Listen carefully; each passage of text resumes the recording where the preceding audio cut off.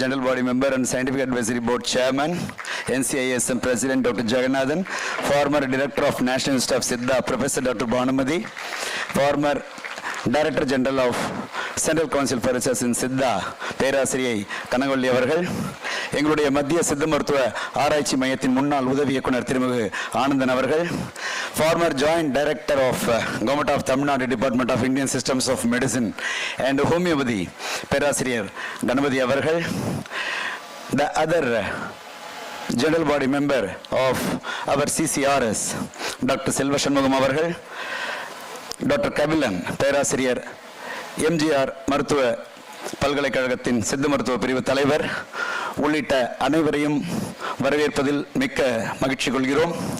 இந்த நிகழ்ச்சிக்கு பெரும் உறுதுணையாக இருந்து within a short span of 10 to 15 days 1000 plus delegates have registered and 270 abstracts were received, and they are all going to be presented in oral and poster means of presentations, for which we are highly indebted to each and every principal and faculty of government and private Siddha medical institutions of Tamil Nadu and Thiruvananthapuram. Over to Dr. Meena. Happy morning.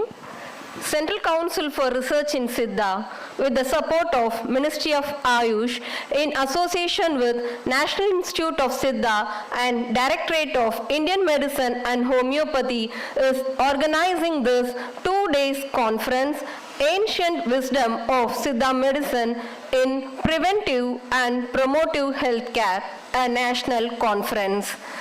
மத்திய சித்த மருத்துவ ஆராய்ச்சி குழுமம், தேசிய சித்த மருத்துவ நிறுவனம் மற்றும் இந்திய மருத்துவம் ஹோமியோபதி துறை இணைந்து நடத்தும் இந்த 2 நாள் தேசிய கருத்தரங்கிற்கு தங்கள் அனைவரையும் வருக வருக என்று வரவேற்பதில் பெருமகிழ்ச்சி அடைகிறேன். We are happy to share another information which many of you may not be updated, especially student community. Our Professor Dr. N.J. Muthukumar has took charge as the Director General of Central Council for Research in Siddha on 5th February of 2024. And in a matter of 15 days, he has arranged this tremendous conference as per the directions and support of Ministry of Ayush, and gathered 1000 plus delegates in this noble hall. So our appreciations are due to him also. Thank you, sir. Once again, on behalf of the organizing committee, I extend a very warm welcome to you all for the inaugural ceremony of this 2 days national conference, which is organized as a 7th Siddha Day post event. 11 சித்தர் பாதம் பற்றி கண்கள் ஒற்றி விழா இனிதே துவக்கம். Dance embodies the spirit of welcome, celebrating the diversity and unity that brings us all together. Let's get prepared to be enchanted by the grace, rhythm and artistry of Miss Divya Bharati from ATSVS Siddha Medical College. Welcome Miss Divya Bharati.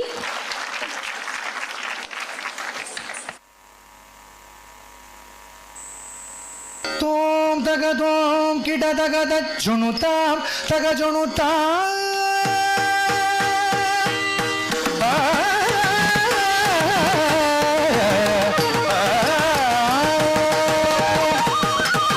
Tom tagadom kita tagadat junutam tagajunutam tatjum tatatat junutam tagajunutam. Tom tagadom kita tagadat junutam tagajunutam. Junutam, tagajunutam, tom tagadom, kita tagadat junutam, tagajunutam, tatjum tatannum, kita tagadat junutam, tagajunutam, tom tagadom, kita tagadat junutam, tagajunutam, tatjum tattattatjum tatjunutam, tagajunutam, tom tagadom, kita tagadat junutam, tagajunutam, tatjum tatannum, kita tagadat junutam. Tajam tarigida tagadhum tajam tarigida tagadhum tajam tarigida tagadhum tajam tarigida tagadhum tajam tarigida tagadhum tajam tarigida tagadhum tajam tarigida tagadhum tajam tarigida tagadhum tarigida tarigida tarigida tum tarigida hum tarigida tagadhum tagadhum tagadhum tagadhum tagadhum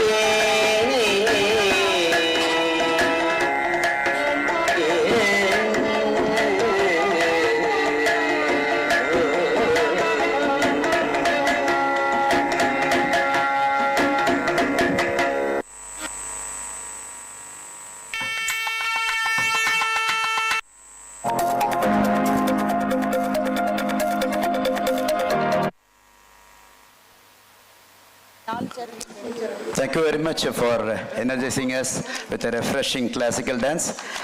We kindly request the dignitaries and the chief guest to bear with us for a few more minutes for the arrangement of the dais plan.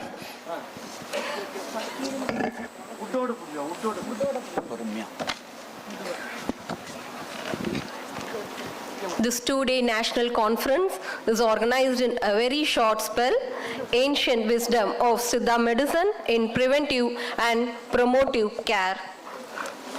We have invited abstracts on the following sub-themes: harnessing the ancient Siddha wisdom for contemporary wellness, history and basic principles of Siddha medicine, preventive and promotive health care through Siddha doctrines, Siddha therapeutics encompassing traditional wisdom, palliative care through Siddha and rehabilitative remedies, Siddha yoga and rejuvenation reflecting traditional wisdom, Siddha external therapies and Varmam therapy, lifestyle modifications in Siddha tradition, eco-friendly and sustainable approaches in healthcare delivery, pediatric and women health care in Siddha, geriatric care in Siddha, non-communicable diseases and communicable disease management through Siddha.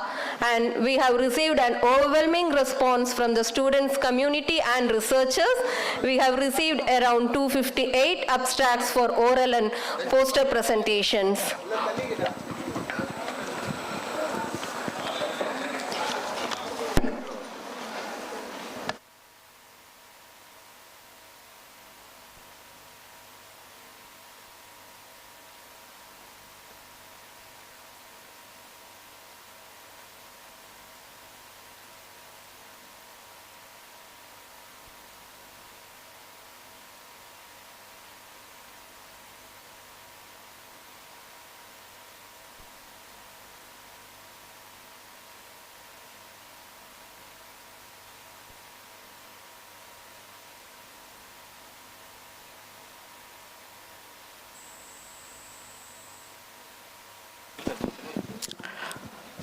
With the support of Ministry of Ayush and with the unconditional support of our beloved Cabinet Minister, Shri Sarbananda Sonowal Sir, Honorable Cabinet Minister, Ministry of Ayush, Ministry of Ports, Shipping and Waterways, and continued support from our beloved Honorable Minister of State, Ministry of Ayush, and Ministry of Women and Child Development, Dr. Munjipara Mahendra Bhai Sir, and our dynamic Secretary, Shri Rajesh Vaidya Kotecha, and the newly joined Secretary to render our services in support of Siddha system and council developments and futuristic activities as envisioned by Professor Dr. N.J. Muthukumar. These factors keep us alive and bring us more energy to work in a much better way and with good deliverables and outcomes in near future, especially from the Central Council for Research in Siddha. Now I am delighted to invite the dignitaries and the chief guest to the dais. We are much indebted to you, dear madam. I request Ms. Bhavana, madam, to occupy the chair, please. He shall be accompanied by the Director General, Professor Dr. N.J. Muthukumar, followed by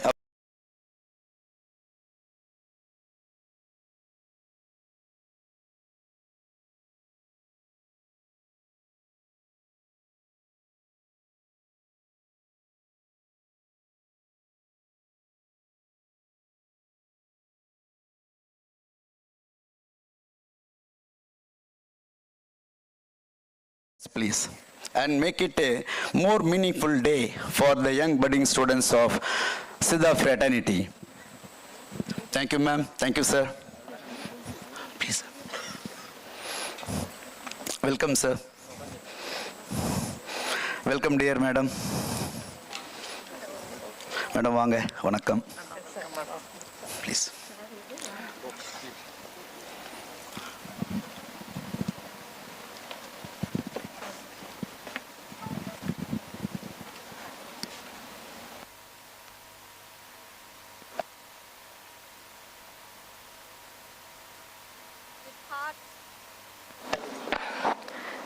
With hearts filled with pride and devotion, Let the spirit of Tamil Thai Valthu resonate among us, symbolizing our rich cultural heritage.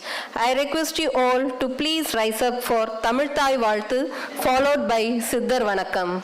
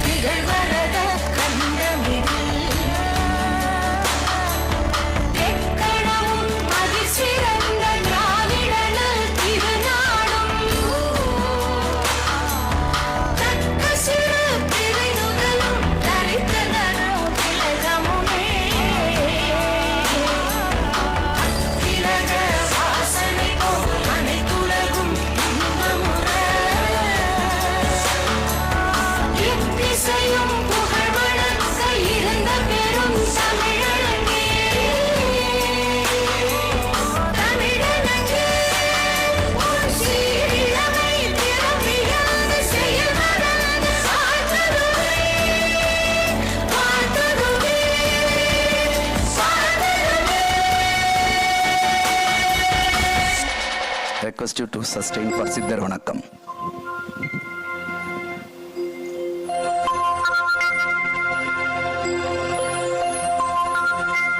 Nandi Agathiyar Moolar Unnakkisar நற்றவத்து புலத்தியரும் பூனை கண்ணர் நந்தி இடைக்காடரும் போகர் புலிக்கை ஈசர் கரூரார் கொங்கணவர் காலாஞ்சி சிந்தி எழுகண்ணர் அகப்பேயர் பாம்பாட்டி தேரையரும் குதம்பயரும் சட்டைநாதர் செந்தமிழ் சேர்சித்தர் பதினெண்மற்பாதம் சிந்தையுன்னி சிரத்தணியாய் சேர்த்தி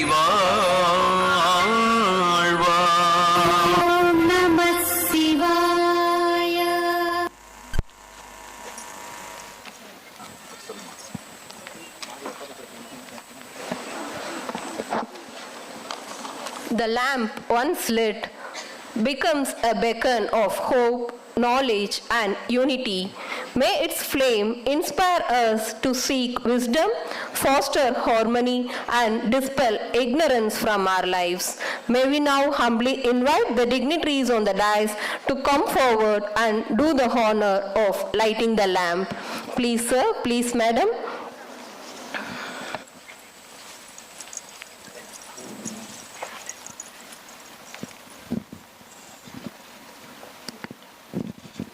We are really happy, madam, that we came to know that our Director General said that it's going to be our first event after taking charge as the Joint Secretary.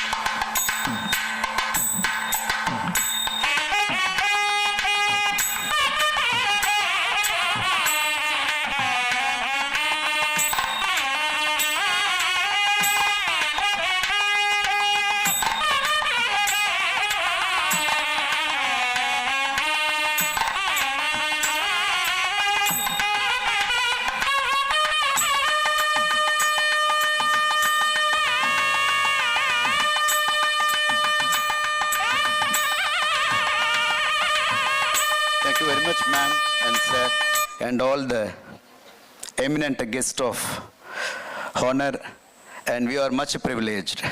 We are also delighted to welcome Dr. Murali Das, Research Officer, who is our sole representative at the Ministry of Ayush, and we have people from and our beloved friends, Dr. Manigandan and Dr. Mubarak, and many faculty from Government Siddha Medical Institutions, and again faculty from the Tamil Nadu MGR Medical University, Dr. Joseph. Yeah, we are all very happy to see you all, Dr. Soundarajan sir. We are all happy to see you all, Dr. Bala Gurusamy, and whoever principal sitting elsewhere are most welcome, and be with us for these 2 days. It's our pleasure to host you all. Now, I would invite Dr. S. Selvarajan, Research Officer, Siddha, Program Officer, Scientist 4 of Central Council for Research in Siddha Headquarters, to deliver the welcome address. Please, sir.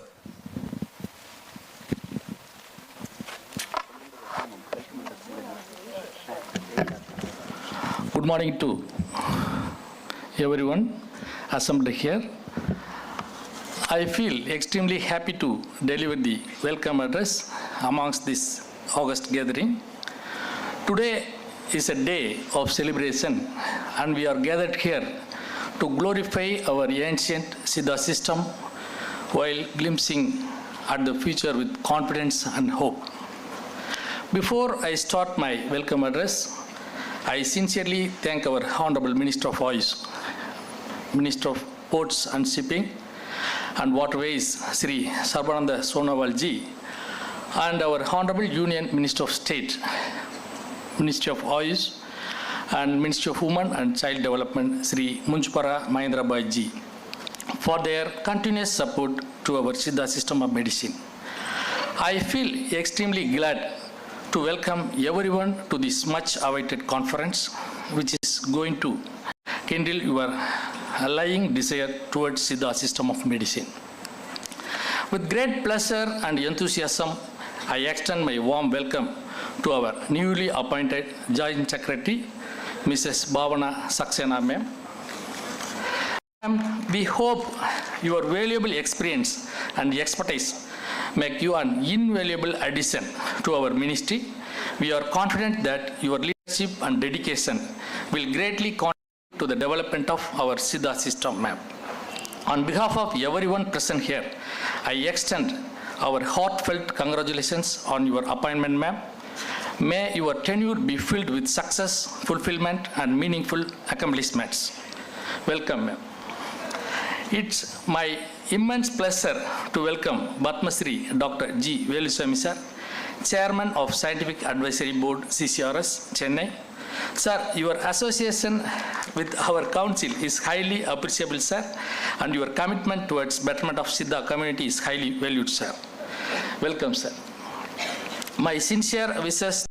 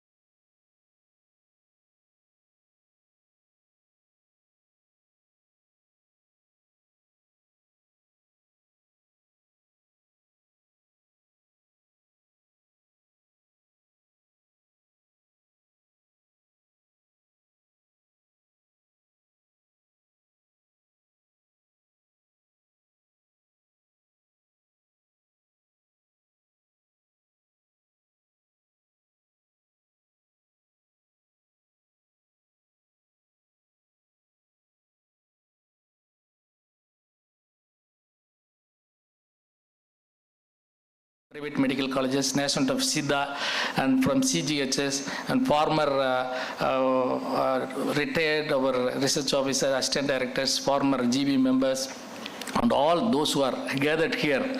We are highly and we are wholeheartedly welcoming you all for this event. Kindly do your support for conducting this event as a grand success. Thank you, one and all. Thank you very much. Good day to you. Thank you very much, sir, for your warm welcome to this elegant gathering.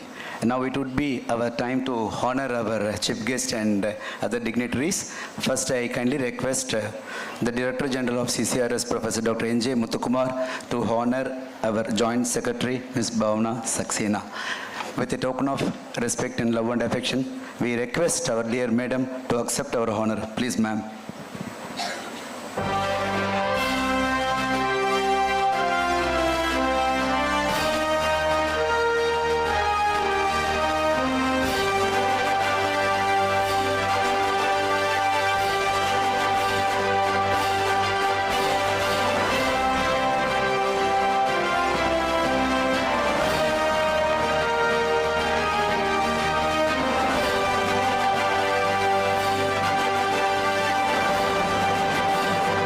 Thank you, madam, and thank you, sir.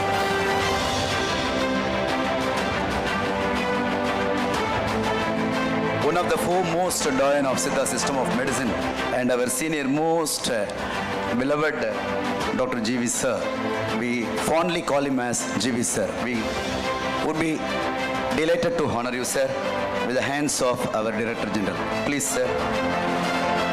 Padma Shri awardee Dr. G. Veluchami, former Director of Central Council for Research in Ayurveda and Siddha, and former Director of Siddha Central Research Institute, Chennai, and many, many more applauds he has to his credit. He is being honored by our Director General.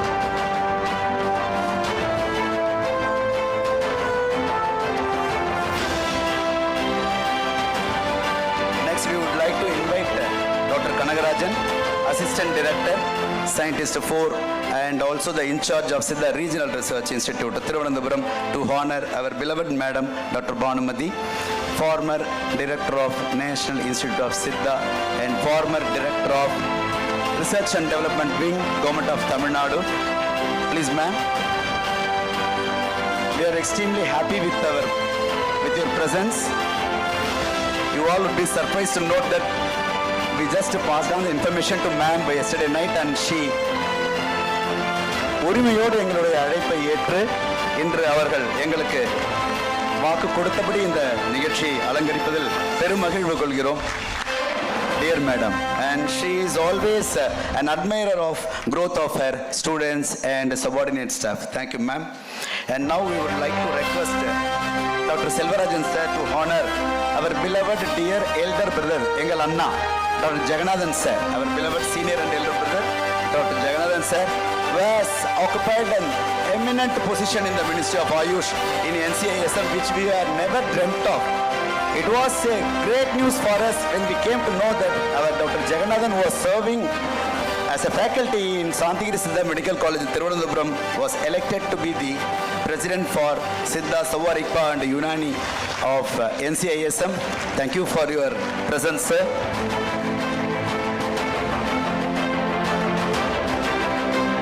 நம்மளையெல்லாம் காலையில் ஒரு classical நடனம் ஆடி மகிழ்வித்த திவ்ய பாரதி அவர்களை நமது chief guest miss Bhavana Saxena அவர்களுடைய கைகளால் மரியாதை செய்ய அன்புடன் கோருகிறோம். Madam, we would like to request you to honor. She will ever have in her memory if she is being honored by you, ma'am. Thank you.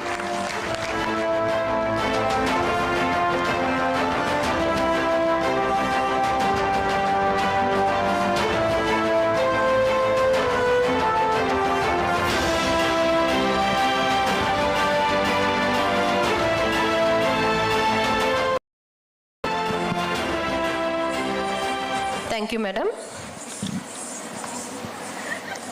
We are privileged and honored to invite Professor Dr. N.J. Muthukumar, Director General, Central Council for Research in Siddha, who is a jewel among the Siddha physicians, a man of simplicity and dedication, to deliver the keynote address.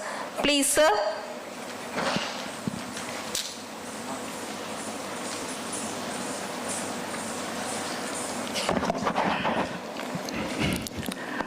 Respected Joint Secretary, respected G. Felicitation sir, respected Professor Dr. Bhanumati madam, respected Jagannathan sir, and other dignitaries, a warm good morning to you all.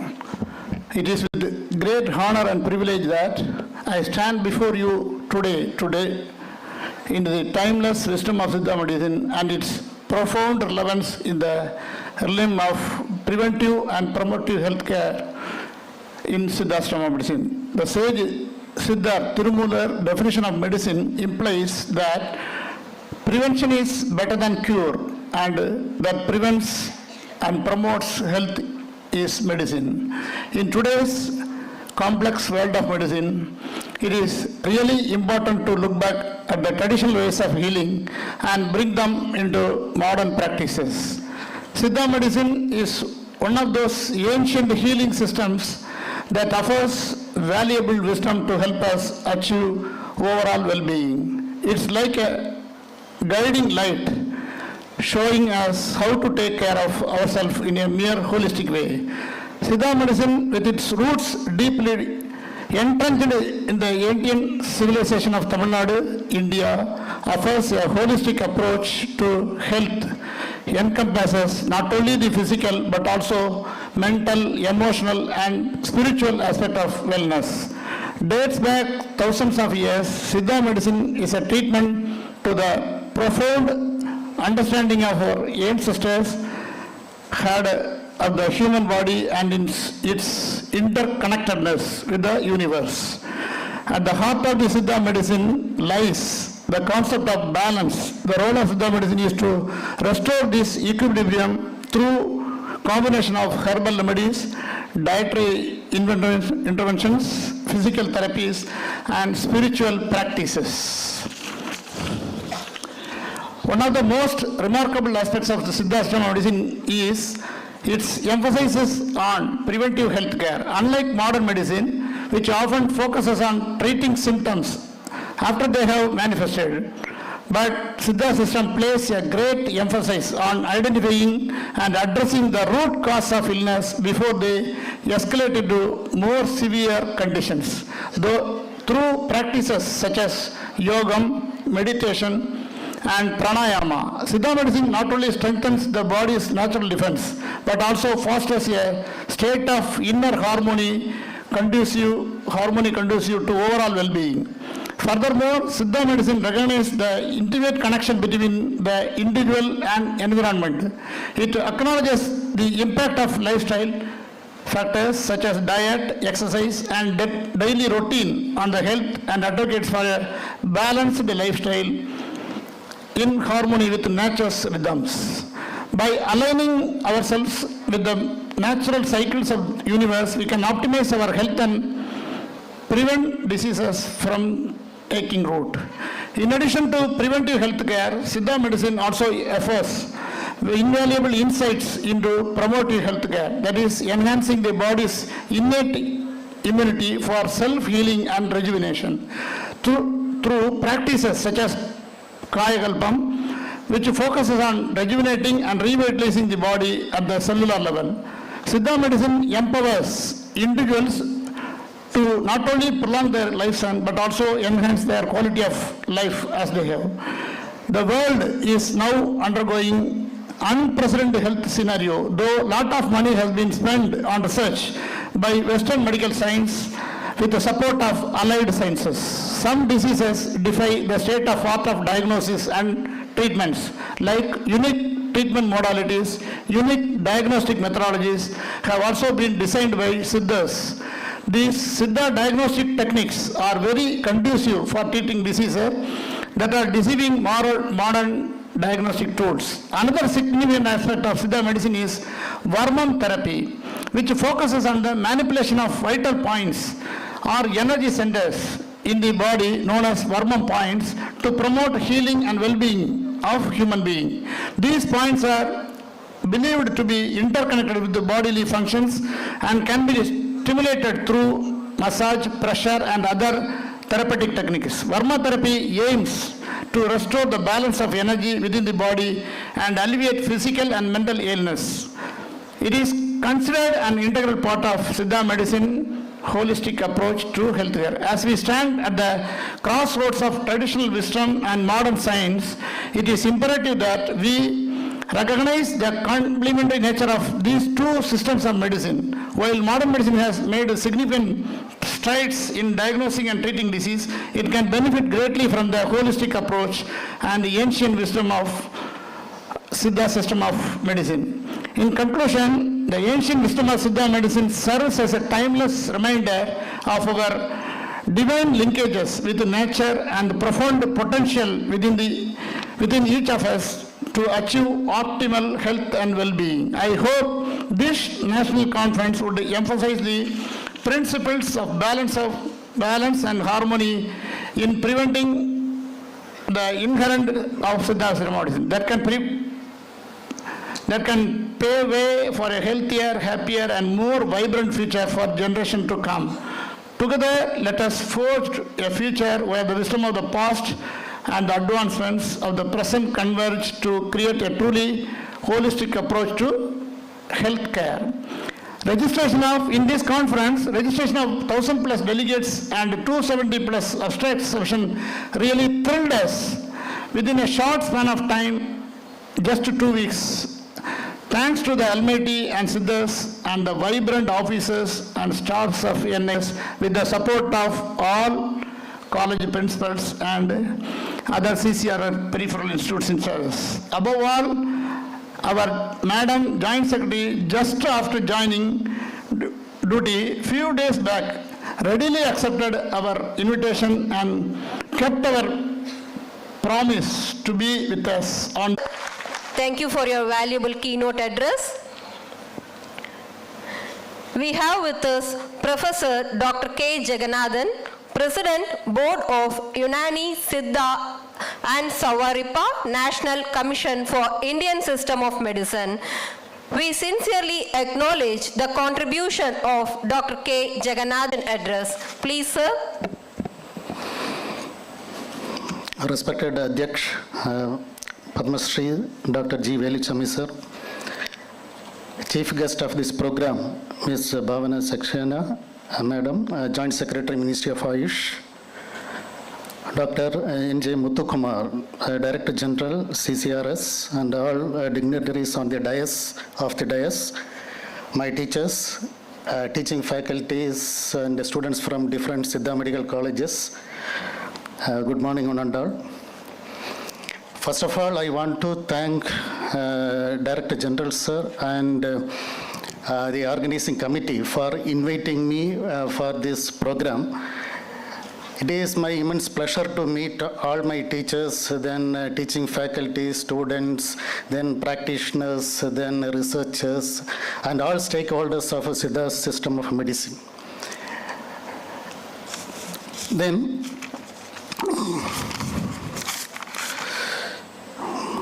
I really appreciate the organizing committee for selecting the theme, Ancient Wisdom of Siddha System of Medicine in Preventive and Promotive Healthcare.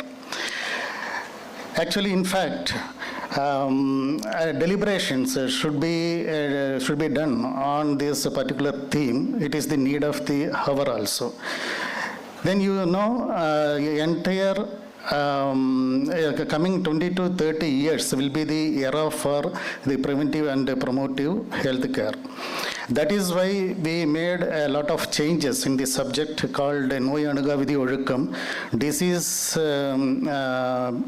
principles and disciplines of disease prevention and public health. You see, after COVID-19, the global concept on health is changing now. From management of disease to maintenance of health and wellness. Wellness in the sense, wellness of body and mind. Wellness is the area in which the Siddha is strongly, deep-rooted. Because we have abundant number of literatures, then abundant number of formulations and treatment modalities. Some 1,000 years back, we documented geospecific regulations, Thinai Ozhukkam, then day-wise regulations, Naal Ozhukkam, and season-wise regulations, Kala Ozhukkam, to ensure health and wellness. Then we documented Kayakalpa medicines, rejuvenators, to overcome the age-related issues and to ensure the longevity. Then we documented Ashtanga Yogam, eightfold practice, yogic practice, starting from EMM and ending with Samadhi, to purify body and mind, to strengthen body and mind, to to make control over the body and mind, and accomplishment of eternal bliss and self-realization. Then we documented cleansing methods also. Karichal, Vandi, and Nasyam for internal purification and to balance Vadam, Pittam, and Kabam. Then we documented the connectivity between macrocosm and microcosm and the influences over body and mind and such regulatory methods. And we documented Thinai Ozhukkam. Not Thinai Ozhukkam already I mentioned. Temperament,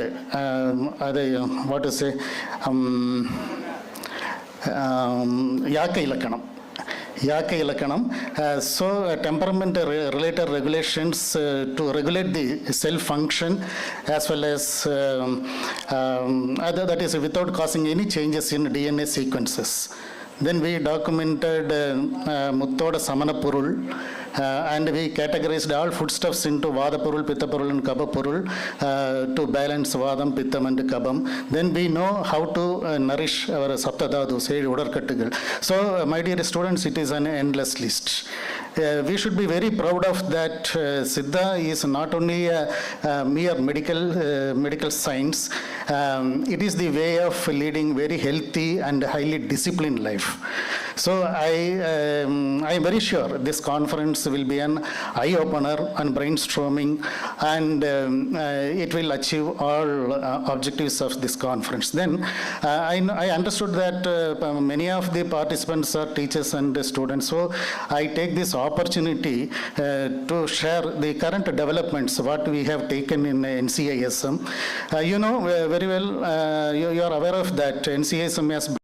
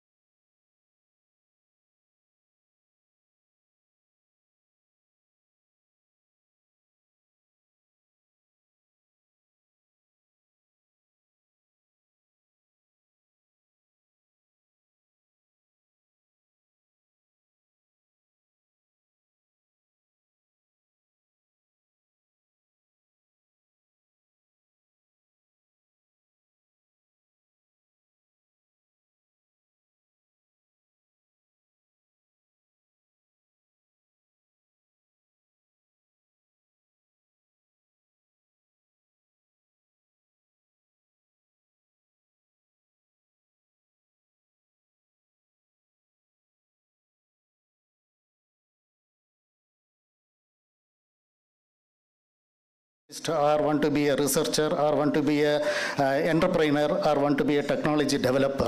So based on that, they could select their dissertation topic. We are opening up the research in interdisciplinary, interdisciplinary and transdisciplinary. If you want to develop electronic medical device, you can collaborate with the IT sector. Then if you want to develop any teaching tool, you can collaborate with the education department. Likewise, we are opening up the area. Then only the research will contribute to the system. Then, as far as the initiatives are concerned, academia-industry interface. Through this initiative, the PG students of Gunapadam will be given the chance to pursue the internship or apprenticeship in pharma industries. Then already we have implemented the orientation and training program for the principals in educational administration. With this experience, the principals can create an education ecosystem in their campus, and they can provide a very good environment for the students to pursue their studies. Then already we implemented entrepreneurship development and training program for the coordinators, 640 coordinators from Ayurveda, Siddha and Unani streams, so that they can develop, they can produce the entrepreneurs from each institution. Our target is, if an institute is producing one entrepreneur, by the end of 2025, we can able to produce the 640 entrepreneurs. When the in the future days, it will multiply. Then PG guide orientation program, very soon we are going to start. All PG guides from 145 PG institutions in Ayurveda, Siddha and Unani, they will be given orientation on publication ethics, then scientific writing and research integrity, so that we can strengthen the research area. Then very soon we are going to make a MOU with RIS, Research Information System. We are going to provide the orientation on policy framing for the selected students and teachers. 100, and we are planning for this orientation for 100 students and 50 teaching faculties regarding policy framing, so that we can produce 150 policy makers in our Ayurveda, Siddha, Unani medical systems. Then already I spoke with our newly joined DG, Dr. N.J. Muthukumar, about the studentship program. Very soon we are going to make a MOU. Through this program, we can provide the financial assistance for UG students and the PG students. 50,000 for UG students and 1 lakh for PG students. So it is again to strengthen our research area. Then already I communicated to all colleges regarding publication grant. If your research paper is accepted in any one of the indexed journal, you can reimburse the entire amount, publication fee as well as the consultation fee from NCISM. Then very soon we are going to make MOU with the AICTE for technology development, because this is the area we are lagging much. So that is why we are creating a database of the students and the teachers who have developed instruments but not applied for patent. So we are collecting the data in 3 categories. Then very soon we are going to make MOU with the BITS Pilani. Then we are planning to induct artificial intelligence in Ayurveda, Siddha and Unani wherever it is possible. And we are planning for induction of virtual reality also in Siddha medical system. Then last 2 points I want to say. This year we are going to conduct a national teachers eligibility test. This is coming May. In the month of May, we are going to conduct. This is mandatory for the postgraduates to join as a teaching faculty in any of the colleges. Then exit examination, national exit test. It will be conducted in the month of October, first half.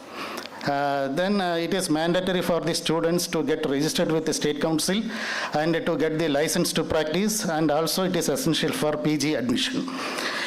So these are the things I wanted to share with you.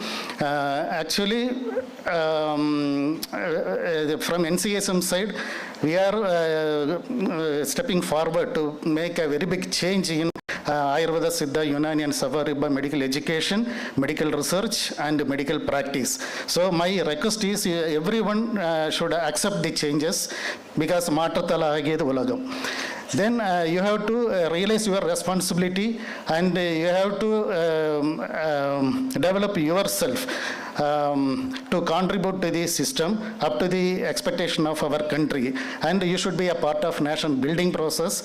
With all these words, I conclude my speech. I wish this function great success. All the very best. Thank you. Thank you very much, sir. for your extensive presentation. Almost you have given glimpses of NCISM. Always the vision, mission, goal and roadmap of our beloved Jagannathan sir is always very impressive. Before calling upon our dear Bonamadi madam, we take 60 more seconds to have a quick recap of speakers. Dear students and dignitaries and all delegates, it's first of its kind that all our 6 eminent plenary speakers have discussed with the technical wing of Central Council for Research in Siddha with special reference to this particular topic, and they themselves discussed among themselves. The speakers spoke with each other and they evolved the order of this presentation, and first of its kind which never happened before, and we are thankful to the speakers. We were having the plenary lecture, first one by Dr. G. Sivaraman sir, already is here, welcome sir, who happens to be an identity and icon for our system of medicine and State Planning Commission member, who would be delivering a talk on need for paradigm shift, scope and challenges, and another eminent speaker from Indian Council for Medicine and Research and National Institute of Research in Tuberculosis, Dr. Syed Izar, Scientist E, who would be giving a talk on strategies for implementation of Siddha system of medicine evidences in preventive and promotive healthcare. These 2 plenary lectures would be having today, and by tomorrow, Dr. G. Tangavel, Senior Lecturer, Sri Ramachandra Institute of Higher Education and Research, Chennai, would be giving a talk on historical development of public health, followed by the 4th plenary lecture by Dr. S. Balaji, who hails from Tirunelveli and who happens to be the Associate Professor, Maria Siddha Medical College, and will talk on a discussion on Karai Sulai, Siddha perspectives of ancient wisdom with scientific background. And eminent practitioner and a man of confidence, Dr. Venkatachalam Balamurugan, a lecture would be the 5th one, and he will be enlightening us with the topic predictive Siddha medicine and its impact on proactive and promotive health. And a fantastic finish is going to be provided by our own eminent scientist of Central Council for Research in Siddha, Dr. Eugene Wilson, on the topic reforms to tackle the challenges and way forward for preventive and promotive health care. So make use of it. You have plenty of other super seniors and stalwarts, practitioners and doyens in this platform. Dear young students, you please interact whenever you get time during tea and lunch and during some breaks, and please be there for the parallel sessions following the instructions given by the organizers and your faculty, and make the fullest use of 2 days. Madam, thank you madam. Now we request Dr. Bonamadi madam to felicitate the gathering, who happens to be the former Director of National Institute of Siddha and former Director, Research and Development Wing, Department of Indian Systems of Medicine and Homeopathy, Government of Tamil Nadu. Please, ma'am. Good morning to all. First of all, I would like to thank Dr. Jagannathan, President NCISM Sovarigba, for the information given by him as the financial support to those institutes who involve in academic activities. Really appreciate, sir. Thank you. And one more request to you, sir. The national eligibility test for our teacher is, I request you, that is my opinion on behalf of entire teaching faculties. Please reconsider this idea of the eligibility test. I hope most of the faculty, sir, agree with my opinion, I think. Thank you.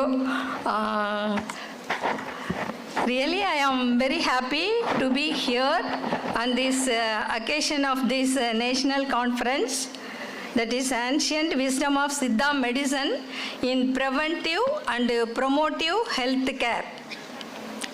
The coin of the theme is very much appreciable, sir. Really, it is an excellent theme. So I congratulate the team members and DG, Dr. Professor N.J. Muthukumar, for this excellent theme.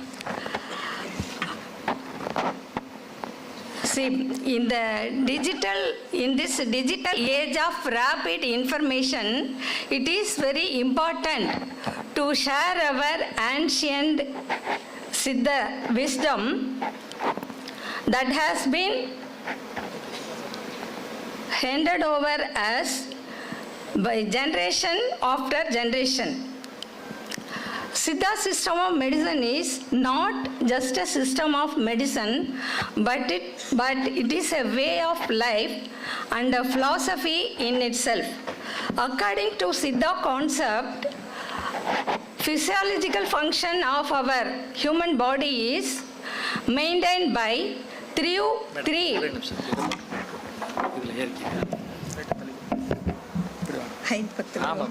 கேட்கலையா? இல்லை கேட்குது madam, கொஞ்சம் தள்ளிக்கங்க. Three vital humors named as Vadam, Pittam and Kabam in the ratio of 1:1/2:1/4 respectively. If any deviation or derangement of this ratio will result in illness. So the maintenance of this ratio in proper way is important to keep our wellness, which is remind us the Tirukural, மிகினும் குறையினும் நோய் செய்யும் நூலோர் வழி முதலா எண்ணிய மூன்று. How can we balance this in proper way? It will obtain in our Siddha text, which mentioned as ஒன்றிய வாதம் பித்தம் கபம் இவை உயரா வண்ணம் நன்றுரு கரிகள் நாளுமே சமைப்பர் ஆய்ந்தோர் தின்றிடு மிளகு மஞ்சள் சீரகம் உயர்ந்த காயம் வென்றிகள் சுக்கோடி ஏலம் வெந்தயம் உள்ளி சேர்த்தே.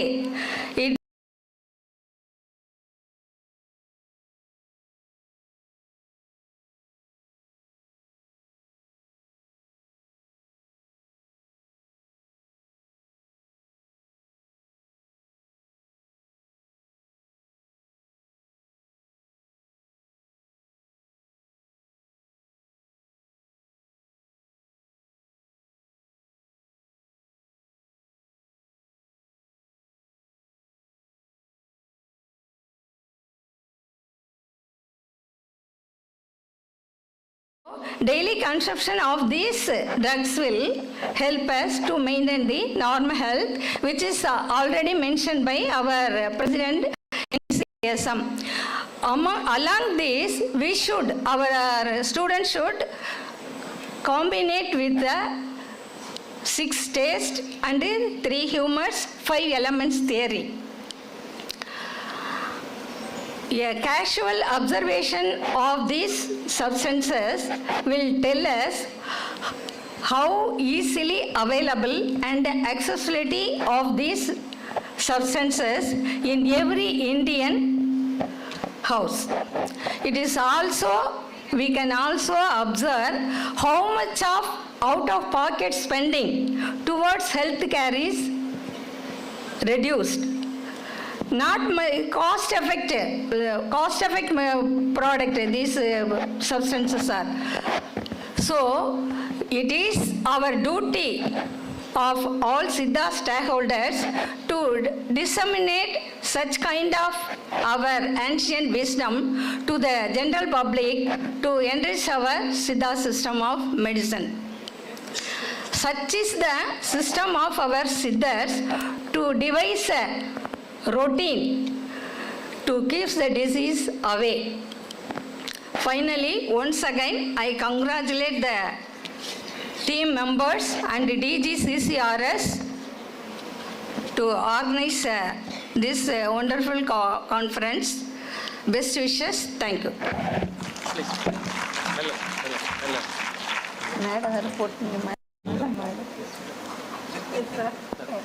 Thank you, madam. Thank you for rendering the felicitation. Sir, only one point.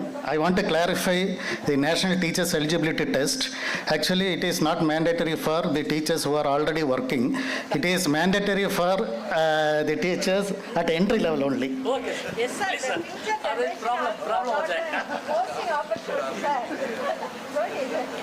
We are very much honored to have on dais the Padma Shri awardee, the pride of Siddha system, Dr. G.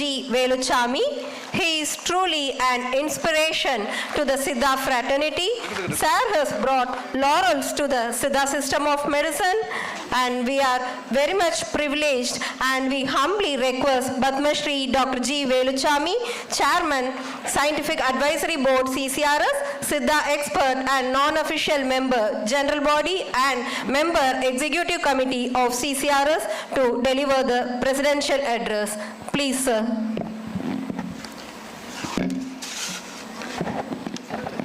Respected chief guest of today's function, Ms. Bhavana Saxonaji, the new Director General of CCRS, a young and dynamic and diplomatic Director, Dr. N.J. Muthukumar, Dr. Jagannathan, who is the President of NCISM, who gave a lot of information about the plans and areas in which he has planned to improve the teaching facilities and training facilities in so many models. This was the first information. And Dr. Selvarajan, who has given the welcome address. Dr. R.T., who is going to give the vote of thanks. Dr. Ganavadi, my friend, who is the former Joint Director of Indian Medicine Government of Tamil Nadu. Dr. Kanagavalli, who is the Principal Government College of Indian System of Medicine and who was in charge of Director General of the CCRAS for some time. My colleague Dr. Selva Ganesh, who is the governing body member of CCRS, and Dr. Kabilan, who is HOD of representing Siddha System of Medicine in Dr. MGR Medical University, and many paper presenters and experts, including Dr. Sivaraman, who is the Planning Commission member of Government of Tamil Nadu, and all the principals, staff, and students of various Siddha medical colleges, and researchers of the CCRAS. First of all, I have to thank Dr. N.J. Muthukumar and their team for having invited me to be here in this August gathering. And I was wondering, I know Dr. Muthukumar for the past 20 or 25 years, even when he was in what college? Sairam College. And I was wondering how he is going to organize this sort of big conference in a very short span of time. That is his organizing capacity, and there are a lot of responsibilities are there in the council. And dear students, don't be panicky that I am going to take another Siddha college. See, Angadang college Siddha and the other one principal support. We are not going to talk about anything. We are not going to teach anything about Siddha system of medicine. But really, this conference has been organized as a post-event of our Siddha day. And this topic is, we owe this topic, means the preventive and promotive health care was the prime motto of our Siddhas. They were, as I was discussing with the Joint Secretary, our Siddhas were primarily yogis. Their aim was only to prevent the disease and to ensure longevity. நீண்ட நாள் எப்படி வாழணும், அதுக்கு தான் அவர் சொல்றார், மரணத்தையே நோயா பார்த்தவர்கள் சித்தர்கள்.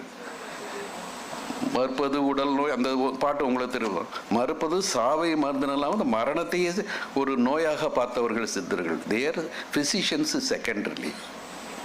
மருத்துவர்கள் என்பது நோயை வராமல் காத்தால்தான் உடல் நீண்ட நாள் இருக்கும், அப்பொழுதுதான் உயிரை காக்க முடியும் என்பதற்காக மருந்துகளை கண்டுபிடித்தவர்கள் சித்தர்கள். அதனால் நமக்கு கடமைகள் நிறைய இருக்குது. சித்த மருத்துவம் உலகம் முழுவதும் பரவணும். When I joined in 1981 in the Siddha Council, after having completed nearly 10 years of service in government of Tamil Nadu, in 81, if I imagine that situation, Dr. Anandan will be knowing, Anandan will be knowing. Actually, he was a research officer there already working when I joined as assistant director there. He was my student in the Siddha College, but he was my senior in Central Council for Research in Siddha. At that time, the facilities were very, very small. The allocation of funds are so meager. At that time, the council was clubbed to that. It was Siddha and Ayurveda Council. If 1 paisa was given to Siddha Ayurveda Council, we may not get even 5 paisa out of that. We have to survive. Moreover, on those days, I don't know how Government of India has taken those decisions. They have started the institutions in some other primary institutions, and we were தமிழ்ல சொல்லுவோமே ஒண்டி கொடுத்தனம் அப்படின்னு சொல்லிட்டு, அதுக்கு என்ன இங்கிலீஷ்ல எனக்கு சரியா வரல. கோலோகேட்னா கூட சேர்ந்து இருக்கிறது, ஒண்டி கொடுத்தனம்னா நம்மளை ஒரு ஓரமா ஒதுக்கி வைக்கிறது அப்படிங்க. See, in that institution at least 1 or 2 rooms were allocated. There was no scope for expansion at all. After some period only we started to have our own building, and even for Siddha we started our own building, and the first building was in RRI Pondicherry. We have our own building. After that we started our constructing buildings. On those days there were only a few units in other states, especially in Kerala and Trivandrum we had our unit, and Tirupati we had our unit. Now our main aim is to promote Siddha system of medicine in other areas, and people are very much anxious to know about Siddha system of medicine. Recently there was a rally organized by CCRS. I don't know who has thought about that thing, which was the first of its kind in the history of Siddha medicine. That's the thing I was telling. Yeah, Siddha health rally starting from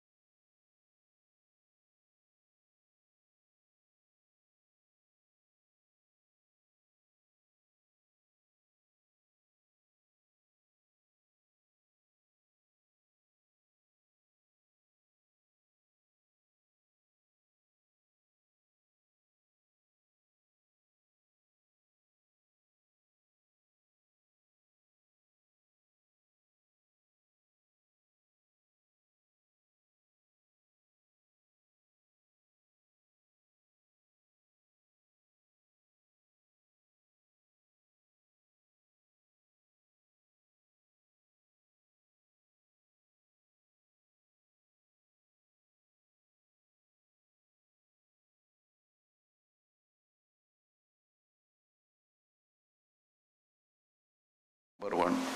Number two, to increase the potency of that particular medicine. And Puniri by itself, it is a medicine. It is a medicine for longevity of life. அப்படிங்கிறது நிறைய இருக்குது. இதில் நிறைய நம்ம use பண்ண வேண்டியது இருக்குது. You have to patent it. He said we have gone to the second level of patent that medicine. அதே மாதிரி when we talk about mercury or pashanas or metals, the world talk about metallic poison or metallic side effects and all that. In spite of the fact that we are proving all the metals we are using for as therapeutic agents have been proved to be very safe and non-toxic. Animal experimental, we are doing it. Everybody knows. Why I am telling is our new joint secretary has to know about the glory of our metallic preparation, and the metallic preparation are going to be useful for all the ailments, especially for non-communicable disease. So if you got a medicine, and if it has been proved to be the medicine for the particular disease, you are going to win the world. And your aim should be towards that, to that goal. With all these things, I once again thank the organizers, especially Director General Muthukumarji, for having given me this opportunity to be here to share some of my views. Thank you very much.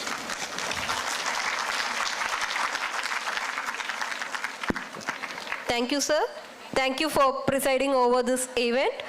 Of course, your presence today has added immense value to this national conference. Thank you, sir.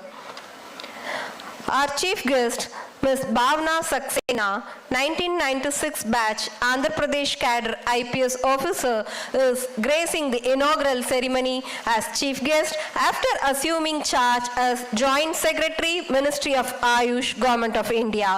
Madam is with us amidst her busy schedule. We look forward to move ahead under her able mentorship. Madam, we humbly request you to deliver the chief guest address. Please, Madam.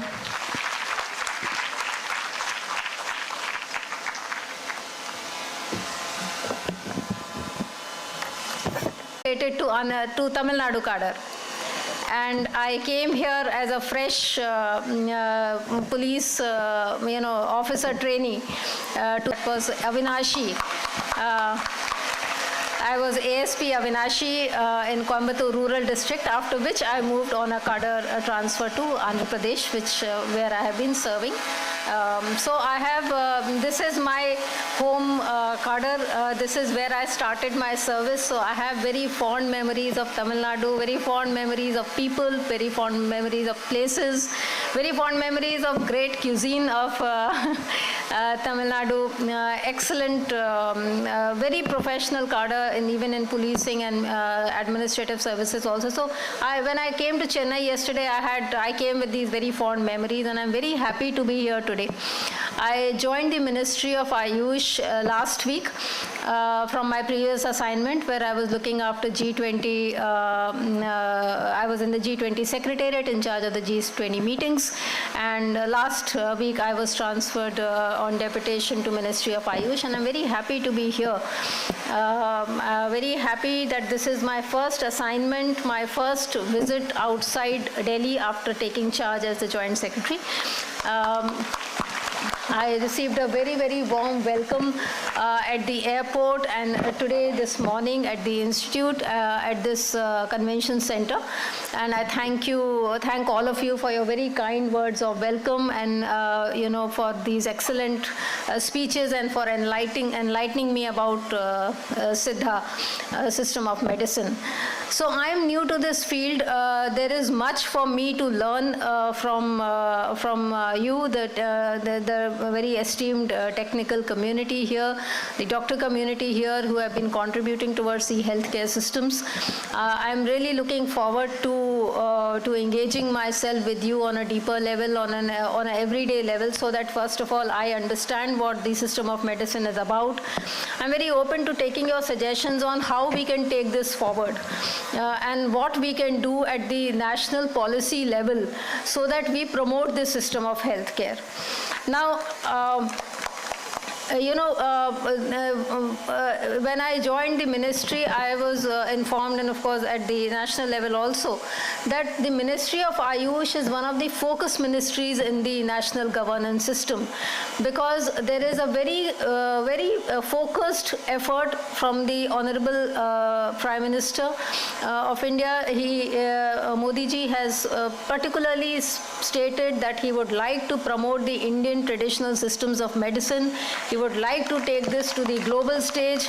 We want to tell the world that we are the pioneers in the preventive and preventive healthcare, that we have the means, the resources, the knowledge and the systems by which we can contribute to the healthcare system of the world.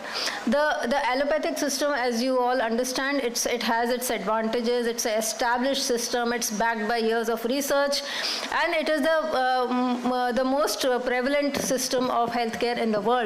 But there is a system in our country, and as well as in other countries, the traditional systems of medicine. We have, of course, the Ayush, the Ayurveda, Unani, Siddha, etc., where we have, which is very incorporated in our daily life. For example, Dr. Bhanumati mentioned that certain elements, if we take every day in our food, that is like medicine. It helps to maintain our health. Now, I was counting as you were speaking. I realized that this is part of our daily food. Every day we take each of these elements, whether it is ginger, it is cardamom, or it is pepper, or it is turmeric. These are part of our everyday life. So this is so deeply ingrained in us, the traditional system of medicine, the preventive things that we take, the food that we take, it is part of our system. So we don't realize its importance. We take it as a routine. But in other countries, if you go, they will, if you tell them that, turmeric is used by, is a anti-inflammatory, this thing, and it has several other uses, they are wondered. I don't know if we have a very young crowd here, so I'm sure many of you visit Starbucks coffee. They have started something called the golden latte, a new drink called the golden latte, which is nothing but turmeric milk. And it is becoming the most preferred drink all over the world. Suddenly, all over the people, the young and happening people are drinking golden latte. They're going to Starbucks and they're ordering golden latte, which is nothing but milk with turmeric and honey, which is something that we do routinely in our this thing. The world has caught on yoga. You have seen. Now, everyone who's anyone, the who's who of the world, all these celebrities of the world, if they don't say that yoga is part of their fitness regime, their fitness mantra, they are not a celebrity. It has become like that. So everyone has to say that we do yoga, even if they don't do it, because it is the in thing. That is how important yoga has become. Now, so this is the way. This is the way we have to promote it. We already know the benefits. We already know how good it is. We have experienced it. It's part of our culture. It's part of our lifestyle. But the world does not know it. So sometimes, to tell the good thing, to impress others, we have to also package it very well. We have to brand it. We have to, make it happening. We have to customize it in a way that everybody says, oh, I'm a yoga, I do yoga. Or I practice Siddha medicine. And I say, oh, I don't go to allopathic this thing. I go to Siddha clinics. I get my treatment there. That kind of thing we have to promote so that it is embraced by everyone. Goodness is already there, but we also have to promote it in such a way that people accept it more and more. And then the young students here, I would like the young students here to first believe in the system that you are studying. We should not think that this happened to you by chance. This is something that you choose. I would like that many of you who had other options as well, you choose Siddha. For example, if I'm a fitness, I'm a fitness enthusiast. So if I say I have options of going to the gym, I have option to become an athlete, I have option to go for running, I have option of going to marathons, but I choose yoga because it is my preferred method of fitness. That is how I think we have to promote the traditional medicine, where people choose Siddha as a system of medicine for preventive health care.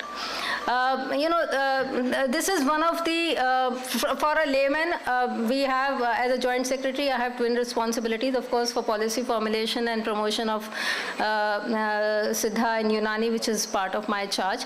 I will also be looking after international cooperation in the ministry. So one of my major tasks, one of the targets that I have set for myself is to make sure that not only we promote policies domestically for promotion internally, advance researches, do publications, take your suggestions from a very eminent community here on how to, go forward in promoting and preserving this unique body of knowledge that we have, but also how to take it to the world. How to tell the world that here we have this ancient system of medicine that we have developed through the ages. As Dr. Felicitation was telling, that this was primarily a system of medicine which was developed by the yogis to prevent longevity. And that means there's a whole, years and years of literally research has gone into it by the yogis who sat in the mountains, who developed this system, who documented this system. Dr. Muthukumar was telling me that there are, it has been such old documentation is there, on brass plates, etc. Siddha system of medicine has been preserved. So all this, we are very fortunate that we have this whole system of medicine which was developed over years and years of research by yogis who dedicated themselves to developing the system of medicine. They also took care to document it and preserve it. Now for us as young, as young Indians, it is our duty to make sure that not only we preserve this whole body of knowledge, we practice it, we advance it through our research projects and take it to the world, share it with the world so that everyone benefits. What we benefit from it on a daily basis, we want the whole world to benefit from it. During COVID times, we developed the vaccine and the whole world benefited from it. When the world was struggling with COVID, it was India which developed the vaccine, and then we were able to vaccinate everyone and prevent deaths and take care of.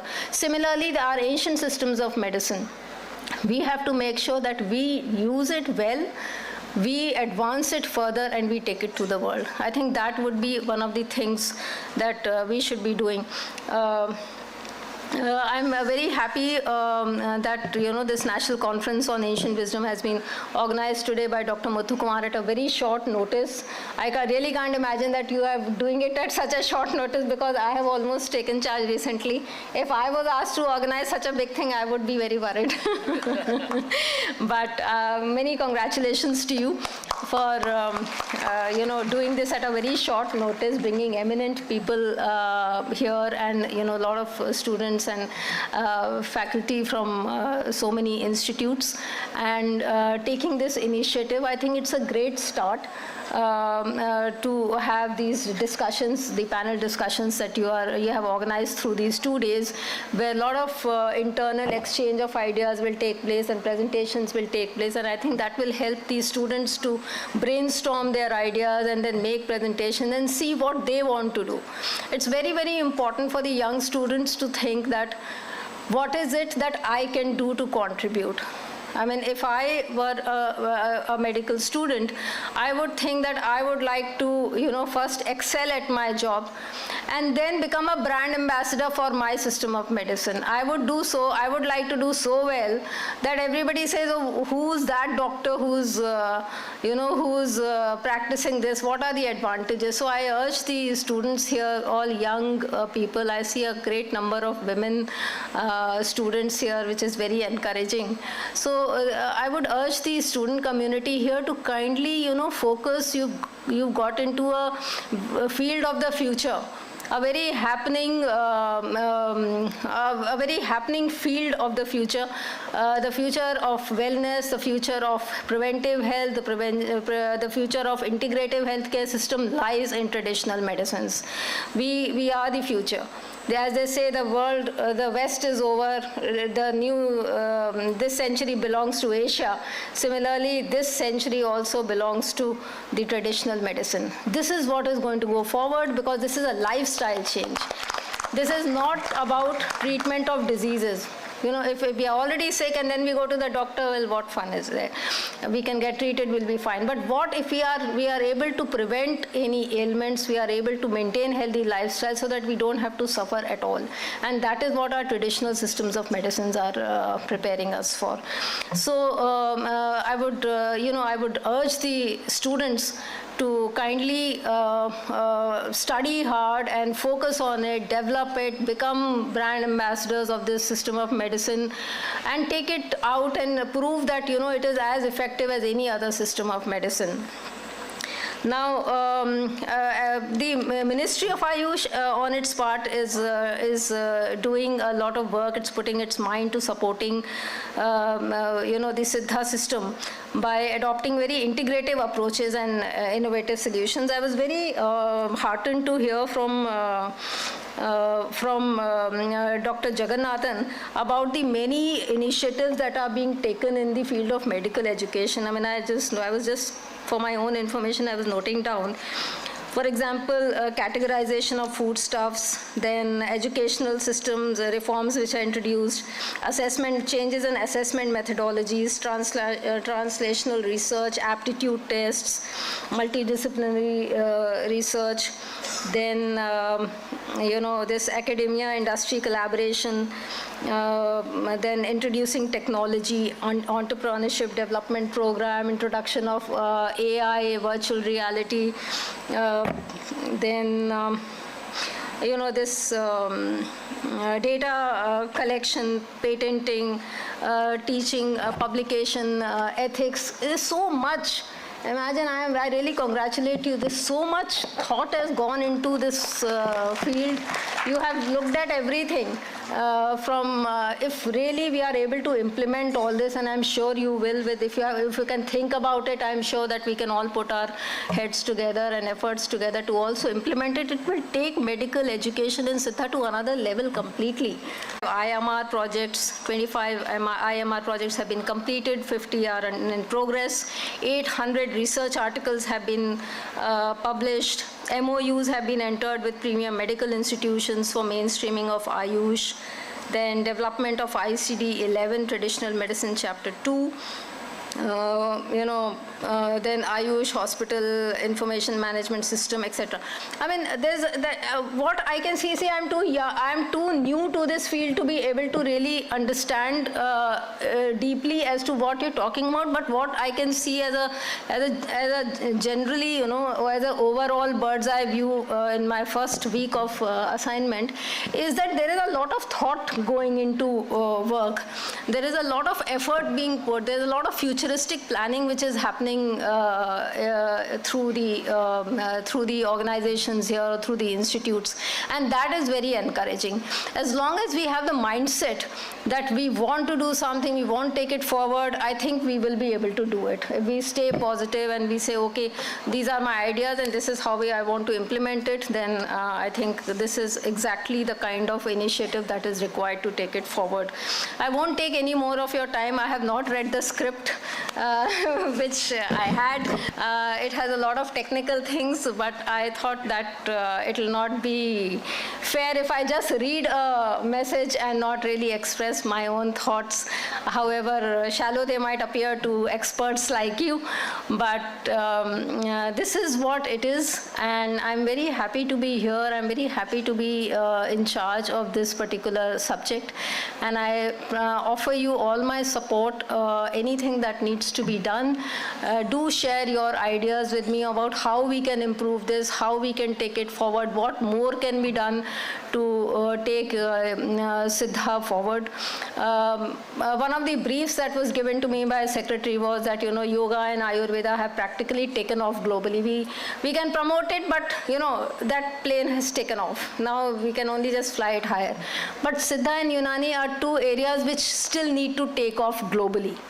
So what we can do, let's do it. How we can do it? You have to guide the ministry. You are the experts. You know how it is to be done. I'll be very, very grateful for your suggestions and your ideas. I am available on phone. My email is there with you. Please do send me emails if you have any ideas about what we should be doing. And I'll be very happy to discuss them further with you so that we can do whatever we can to take this forward. Thank you very much for your patience and your time. And my very best of luck to you for this conference. What a fantastic natural flow of her own speech from the bottom of heart, madam. Thank you very much for your sincere words, and we could sense and feel the essence of sincerity which you are about to explore with our system of medicine, with all the support of ministry officials. Thank you so much, madam. Now we have the most privileged video play session of our own Honorable Cabinet Minister's greetings message, Shri Sarbananda Sonowal, Ministry of Ayush, Ministry of Ports, Shipping and Waterways, Government of India. He was gracious enough to spend with our Director General for more than 30 minutes yesterday during his official visit on the way to Tuticorin with his another portfolio. Sir has given us a greetings message. We could sense that he was very much desired to be here, but his conceived programs that does not allow him, and now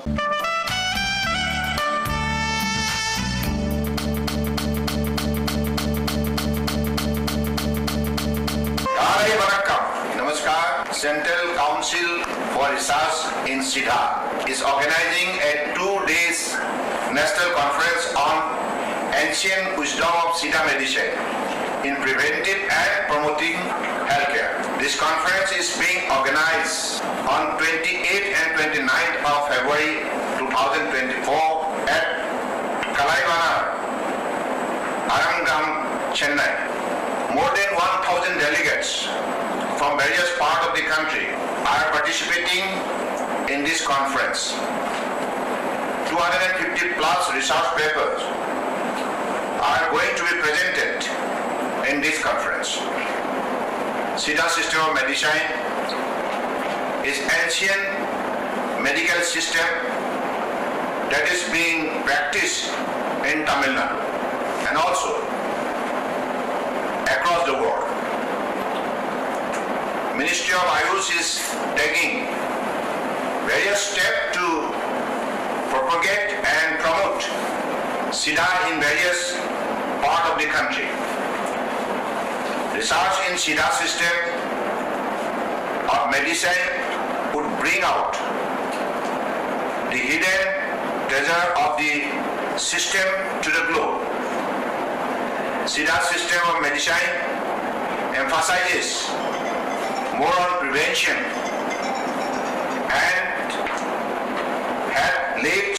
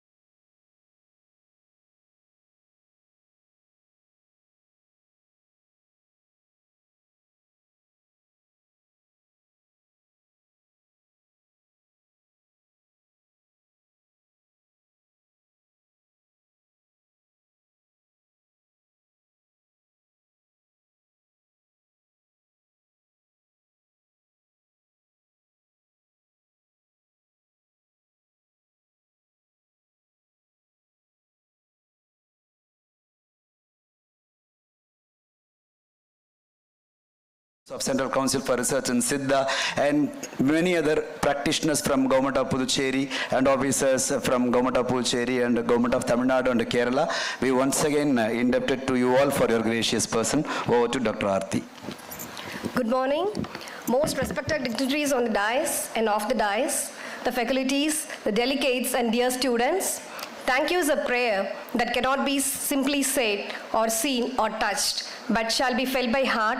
It's a great honor and privilege to propose a vote of thanks on this memorable day. First of all, we thank the Almighty God for the supremacy in making today's occasion a grand success. First and foremost, we thank our Honorable Cabinet Minister, Sri Sarbananda Sonowalji, Ministry of Ayush, Ministry of Ports, Shipping and Waterways, who shared a wonderful greeting messages with great love towards the Siddha community and make this day a memorable one. We would like to extend our heartfelt gratitude to the Honorable Minister of State, Dr. Munjapura Mahendra Bhai, Ministry of Ayush and Ministry of Women and Child Development for his enormous support and meticulous guidance from time to time. We express our heartfelt thanks to Sri Vaidya Rajesh Kotecha ji, the Honorable Secretary, the Ministry of Ayush, for his magnificent support and dynamic guidance. We are extremely happy with the august presence of our Joint Secretary, Ms. Bhavana Saxena, IPS, Ministry of Ayush, for gracious presence and rendering the Chief Guest address. We are very much delighted by your warm gesture, Madam, and your motivational speech. We are looking forward for your continuous support and adding vibrant progress in all future endeavors of CCRS and to spread the Siddha system of medicine in all states across the country.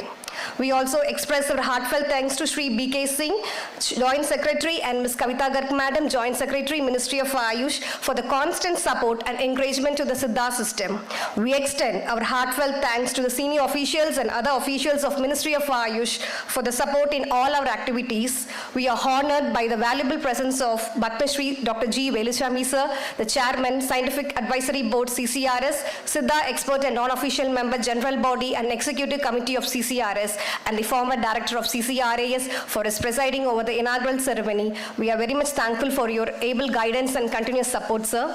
We offer our sincere thanks to Professor Dr. V. Bhanumati, former Director, National Institute of Siddha, and the former Director of Indian Medicine and Homeopathy, Government of Tamil Nadu, for her invariable support and felicitation address. We are bound to thank Dr. K. Jagannathan, sir, the President, Board of Unani, Siddha and Saugeripa, NCISM, for his remarkable support and rendering the felicitation address.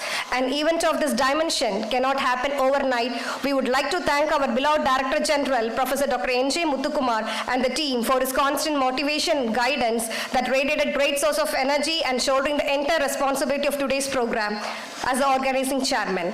Our special thanks to Dr. A. Selvarajan, Research Officer Siddha, Central Council for Research in Siddha, for welcoming this mass gathering and always stood by us in organizing this event. Our heartfelt thanks to all the Siddha stalwarts, the head of the institutions, principals of government Siddha medical colleges and private Siddha medical colleges, professor, for their enthusiasm, generous support and participation, without which our efforts would be in vain. We thank the faculty members, research scholars, students for their enthusiastic participation in the oral and poster presentation. We thank all the invited resource persons who will be sharing the valuable insights and experience in the scientific session. Last but not least, we thank all the organizing committee members and workforce of CCRS and all the head of all the peripheral institutes and units and officers from the peripherals who had joined hands to organize this dream conference, and the collaborators, National Institute of Siddha, Directorate of Indian Medicine and Homeopathy, Government of Tamil Nadu, for working together and making this event a grand one. Thanks to all, and thank you for making this event successful. Enjoy and cherish the conference for the upcoming 2 days. Thank you. Thank you, Dr. Aarti. May we now request you all to please rise up for the national anthem.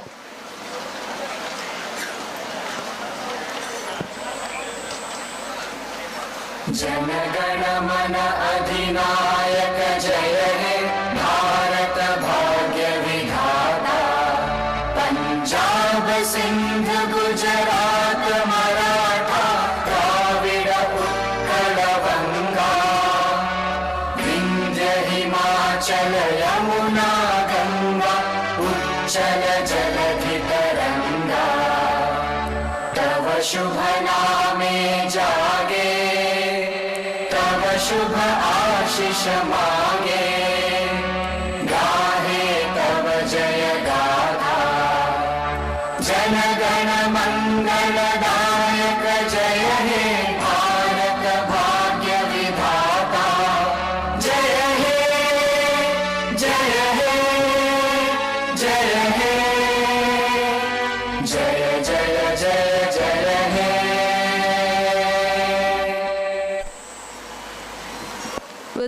we formally conclude the inaugural ceremony of this 2 days national conference. Thank you, dignitaries, and thank you all for gracing the inaugural ceremony. You have a power-packed technical session following the tea break. The delegates are requested to assemble after the tea break. The tea break is for 15 minutes.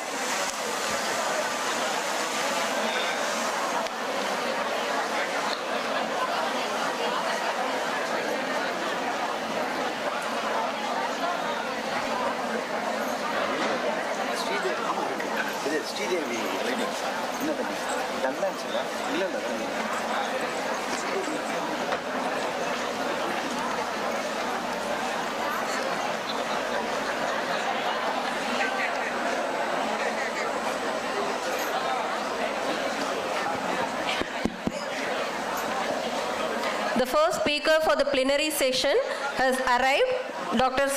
G. Sivaraman is with us.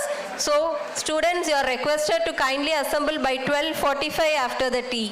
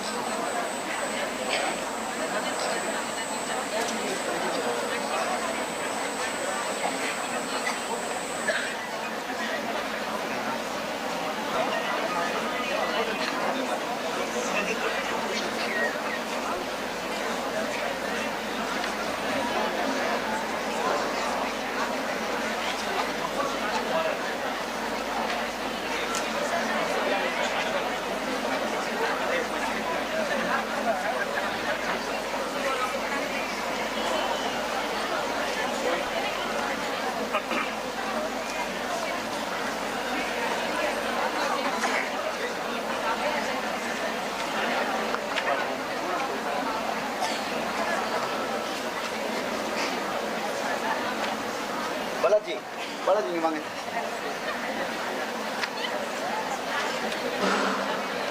இந்த ஒரு சேரை இங்கே போடுங்க. இங்கே போடுங்க. இந்த ஒரு tea boy.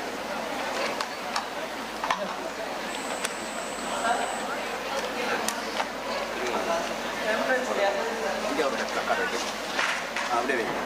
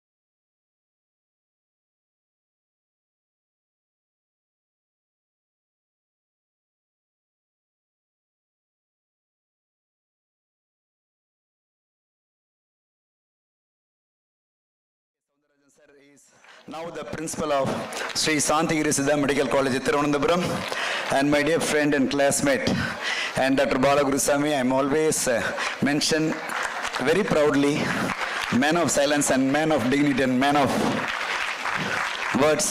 Dr. Bala Gurusamy, we request you to be the co-chair for this session. Please, sir.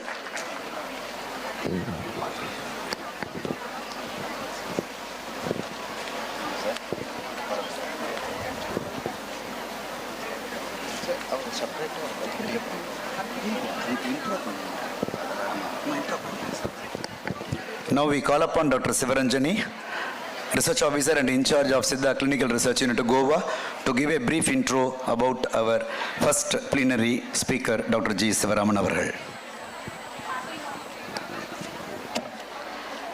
Happy morning to one and all.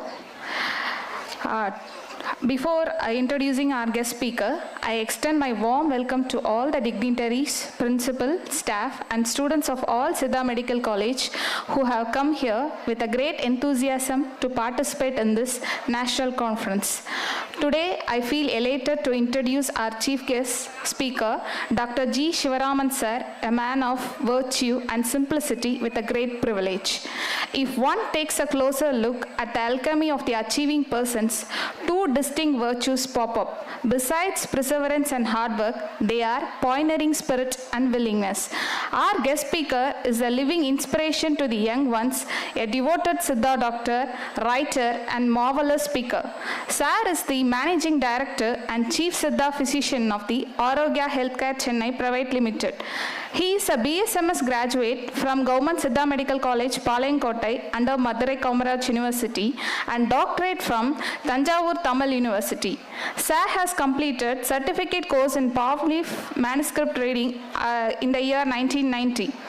He started his career as residential Siddha doctor in 18 Siddha Hospital at Ananagar, Chennai in the year 1993. He started his own clinic, Arogya Siddha Hospital, in the year 1995. Sir is now the member of State Planning Commission, Government of Tamil Nadu, member of Scientific Advisory Committee and Institutional Ethical Committee of National Institute of Siddha, Sanatorium, Chennai, and he has been the member of Working Group of Ayush, Planning Commission of Government of India, member of TKDL Expert Group and many key committees of Siddha research. Sir has published numerous books on traditional foods, healthy lifestyle practices, medicinal plants, etc. His writing seeks to inspire others to reconnect with their cultural roots, rediscover traditional ingredients and cooking methods, and embrace the joys of sharing meals with their loved ones. Sir also has given lead lectures on traditional food, functional foods in 55 colleges and 250 plus lead lectures in various professional organizations in Tamil Nadu and other states of India to promote, build awareness in traditional functional organic foods and millets. He has also given international lectures in USA, UK, UAE, Malaysia and Saudi Arabia arranged by various cultural forums. Through his lectures, Sir has tirelessly advocated health education and awareness, empowering individuals to take control of their well-being and make informed decisions about their health. His passion for improving healthcare outcomes and addressing healthcare disparities has earned him widespread respect and admiration among all. He has been awarded Best Writer Award in Journalism for Development and Social Change for the year 2013. He has also been awarded Best Doctor Award by Tamil Nadu Dr. MGR Medical University for exemplary contribution in the field of Siddha medicine on 2012. He has been awarded Top 10 Persons of Tamil Nadu 2014 by Lead Magazine, Ananda Vigadan, Tamil Nadu. He has also been awarded Writer Sujata Award for Best Small Tamil Magazine 2010, Poolagu. Best Clinical Practitioner Award for 2010 by SKM Private Limited. And his book Vanga Valalam has been awarded the Best Book Award for the year 2004 by the Tamil Nadu government. He has authored numerous articles, books and publications on traditional foods, shedding light on the importance of preserving and honoring our traditional foods. Today, we have the privilege of learning from Dr. G. Sivaraman sir as he shares his insights, experience and passion for Siddha system of medicine. Please join me in extending a warm welcome to Dr. G. Sivaraman sir, and we are eager to delve into the world of culinary tradition and savor the wisdom he has to offer. Welcome you once again, sir. Thank you. Thank you for the nice introduction, madam. Respected chairperson, respected co-chair, and my respected teachers in the front rows, and my dear friends, students, everybody, warm welcome, good evening, good afternoon to everyone. இந்த அரங்கத்தை பார்த்த உடனே நான் பேச வந்துறதுக்கு முன்னாடி எப்பவும் வேற ஏதாவது ஒன்று சொல்லிட்டு ஆரம்பிப்போம். இந்த அரங்கம் எனக்கு என்னுடைய நிறைய கல்லூரி மாணவர்கள் இருக்கிறதுனால என்னுடைய கல்லூரி நாள் ஒன்று நினைவுக்கு வருது. இதே அரங்கம் இப்போ வந்து சீரமைக்கப்பட்ட கலைவாணர் அரங்கம். 1990-91களில் இப்படி இல்லை இந்த அரங்கம், கொஞ்சம் பழைய அரங்கம் அது. அந்த கலைவாணர் அரங்கத்தில் ஒரு கல்லூரி மாணவனாகத்தான் என்னுடைய முதல் கட்டுரை இதே மேடையில் நான் வாசித்தேன். அது இங்கே வந்து உட்கார்ந்த உடனே ஞாபகம் இருக்குது. என்னுடைய ப்ரொஃபஸர்ஸ்க்கு தெரியும், இங்கே வந்து HIV எய்ட்ஸுக்காக இம்காப்ஸ் ஒரு மிகப்பெரிய மாநாடை இந்த மேடையில் நடத்தினாங்க. அப்போ வந்து நான் பேசிய தலைப்பு வந்து இப்போ தான் யோசிச்சு பார்க்குறேன் என்ன பேசுகிறோம் அப்படின்னு, இழைப்பு நோய், அதாவது HIV இந்த கான்செப்ட் ஆஃப் இழைப்பு நோய், அதுதான் நான் பேசிய லெக்சர். அப்போ அது ஒரு பெரிய டிபேட் ஆச்சு. ஒரு சீனியர் ப்ரொஃபஸர் வந்து இழைப்பு நோய்ங்கிறது டியூபர்குலோசிஸ் இல்லையா, அது ஒரு பாக்டீரியல் இன்ஃபெக்ஷன், நீங்கள் எப்படி HIVங்கிறத ஒரு வைரல் டிசீஸை வந்து ஒரு பாக்டீரியல் இன்ஃபெக்ஷனுக்கு சொல்கிறீங்கன்னு இதே மேடையில் இங்கே ஒரு டிபேட் நடந்தது. நான் சொன்னேன், நான் வந்து இழைப்பு நோயை வந்து பாக்டீரியாவா வைரஸான்னு பார்க்கல, இட் இஸ் எமாசியேட்டிங் டிசீஸ். ஒரு எமாசியேஷன் வந்து டியூபர்குலோசிஸ்லேயும் நடக்குது. இழைப்பு நோய் வந்து மேக நோயினுடைய அவத்தைகளில் கடைசி அவத்தை வந்து 10வது அவத்தை வந்து இழைத்து கொல்லும். அதாவது எமாசியேட்டிங் அண்ட் டெத் வில் ஹேப்பன் அப்படின்னு அதில் இருக்கும். அந்த ஆஸ்பெக்டில் why don't you take the concept of இழைப்பு நோய் and the medicines which is meant for இழைப்பு நோய், ஷயகுலாந்தக செந்தூரம், why we cannot try it for HIV AIDS அப்படின்னு அன்னைக்கு கல்லூரி காலத்தில் பேசினேன். ஒரு 35 ஆண்டுகள் கடந்து போயிடுச்சு. இங்கே வந்திருக்கிற அத்தனை மாணவர்கள்ட்டையும் நான் சொல்கிற விஷயம் அதுதான். கல்லூரியில் பாடத்தில் படிக்கிற விஷயம், புத்தகங்களில் படிக்கிற விஷயம் எவ்வளோ பெரிய மாற்றங்கள் நமக்கு கொண்டு வருமோ, அதை விட 100 மடங்கு இது மாதிரியான கருத்தரங்குகளில், இது மாதிரியான டிபேட்ஸ், டெலிபரேஷன், டிஸ்கஷன்ஸ், பெரிய ஸ்காலர்ஸ் இங்கே பேசுறது, ஆத்தென்டிக் பீப்புள் பேசுறதுல ஒரு வார்த்தை 2 வார்த்தை உங்களுக்குள்ள பத்தி எரிய வைக்கும். ஆனால் அதை எரிய வைக்கிறதுக்கான தணலோடு நம்ம உட்கார்ந்துருக்கணும். அப்படி இருந்தால் தான் அது வந்து ஒரு பெரிய ஒரு சேஞ்சை, ஒரு மிகப்பெரிய சேஞ்சை கொடுக்கும். இன்னைக்கு நான் இந்த இடத்துல உட்கார்ந்து ஃபர்ஸ்ட் ரோல உட்கார்ந்து நான் கேட்கும்போது நான் ஒரு புகழ்ச்சிக்காக சொல்லலை. எனக்கு ரொம்ப பிடிச்ச என்னுடைய சீனியர் டாக்டர் ஜெகநாதன், NCISM பிரசிடெண்டாக அவங்க பேசுனாங்க. வரிசையாக NCISM என்னெல்லாம் பண்ணிட்டு இருக்கு அப்படின்னு ஒரு 6-7 பாயிண்ட் சொன்னாங்க. எத்தனை பேர் அதை கவனமாக பார்த்தீங்கன்னு தெரியல. I would like to repeat that. என்ன நாம் கனவு கண்டு கொண்டிருக்கிறோமோ அந்த கனவுக்கு ஒருபடி அடுத்தபடியில் அவங்க யோசித்து கொண்டிருக்கிறார்கள்.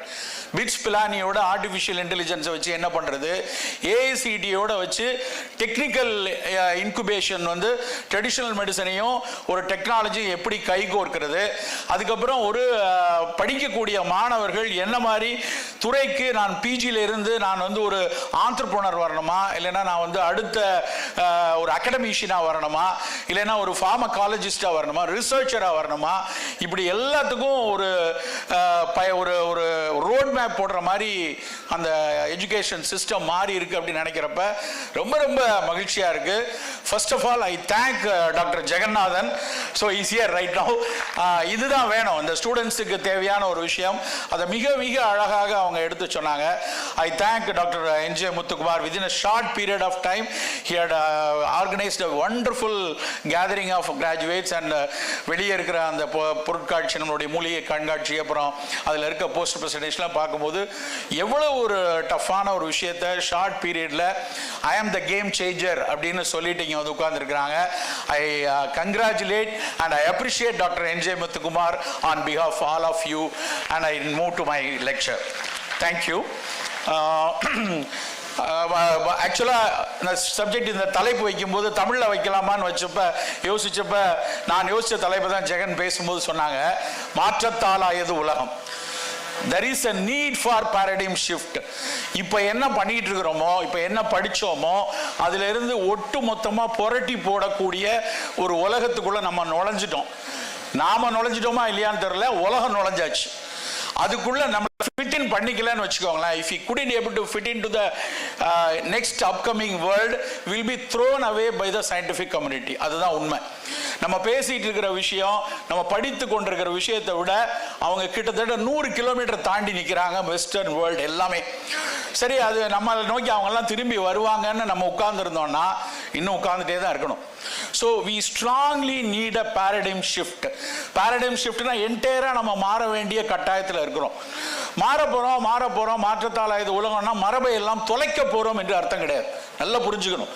மாற்றம் என்பது தொலைப்பதல்ல, மாற்றம் என்பது மீள் உருவாக்கம் பண்ணுவது. பேஸை வந்து நம்மளுடைய ஃபண்டமெண்டல் பேஸை கரெக்டாக வச்சுக்கிட்டு அதிலிருந்து மீள் உருவாக்கம் செய்கிறது தான் மாற்றம். ஆனால் அதுக்கு நம்ம தயாராக இருக்கணும். எப்படி தயாராக இருக்கிறது?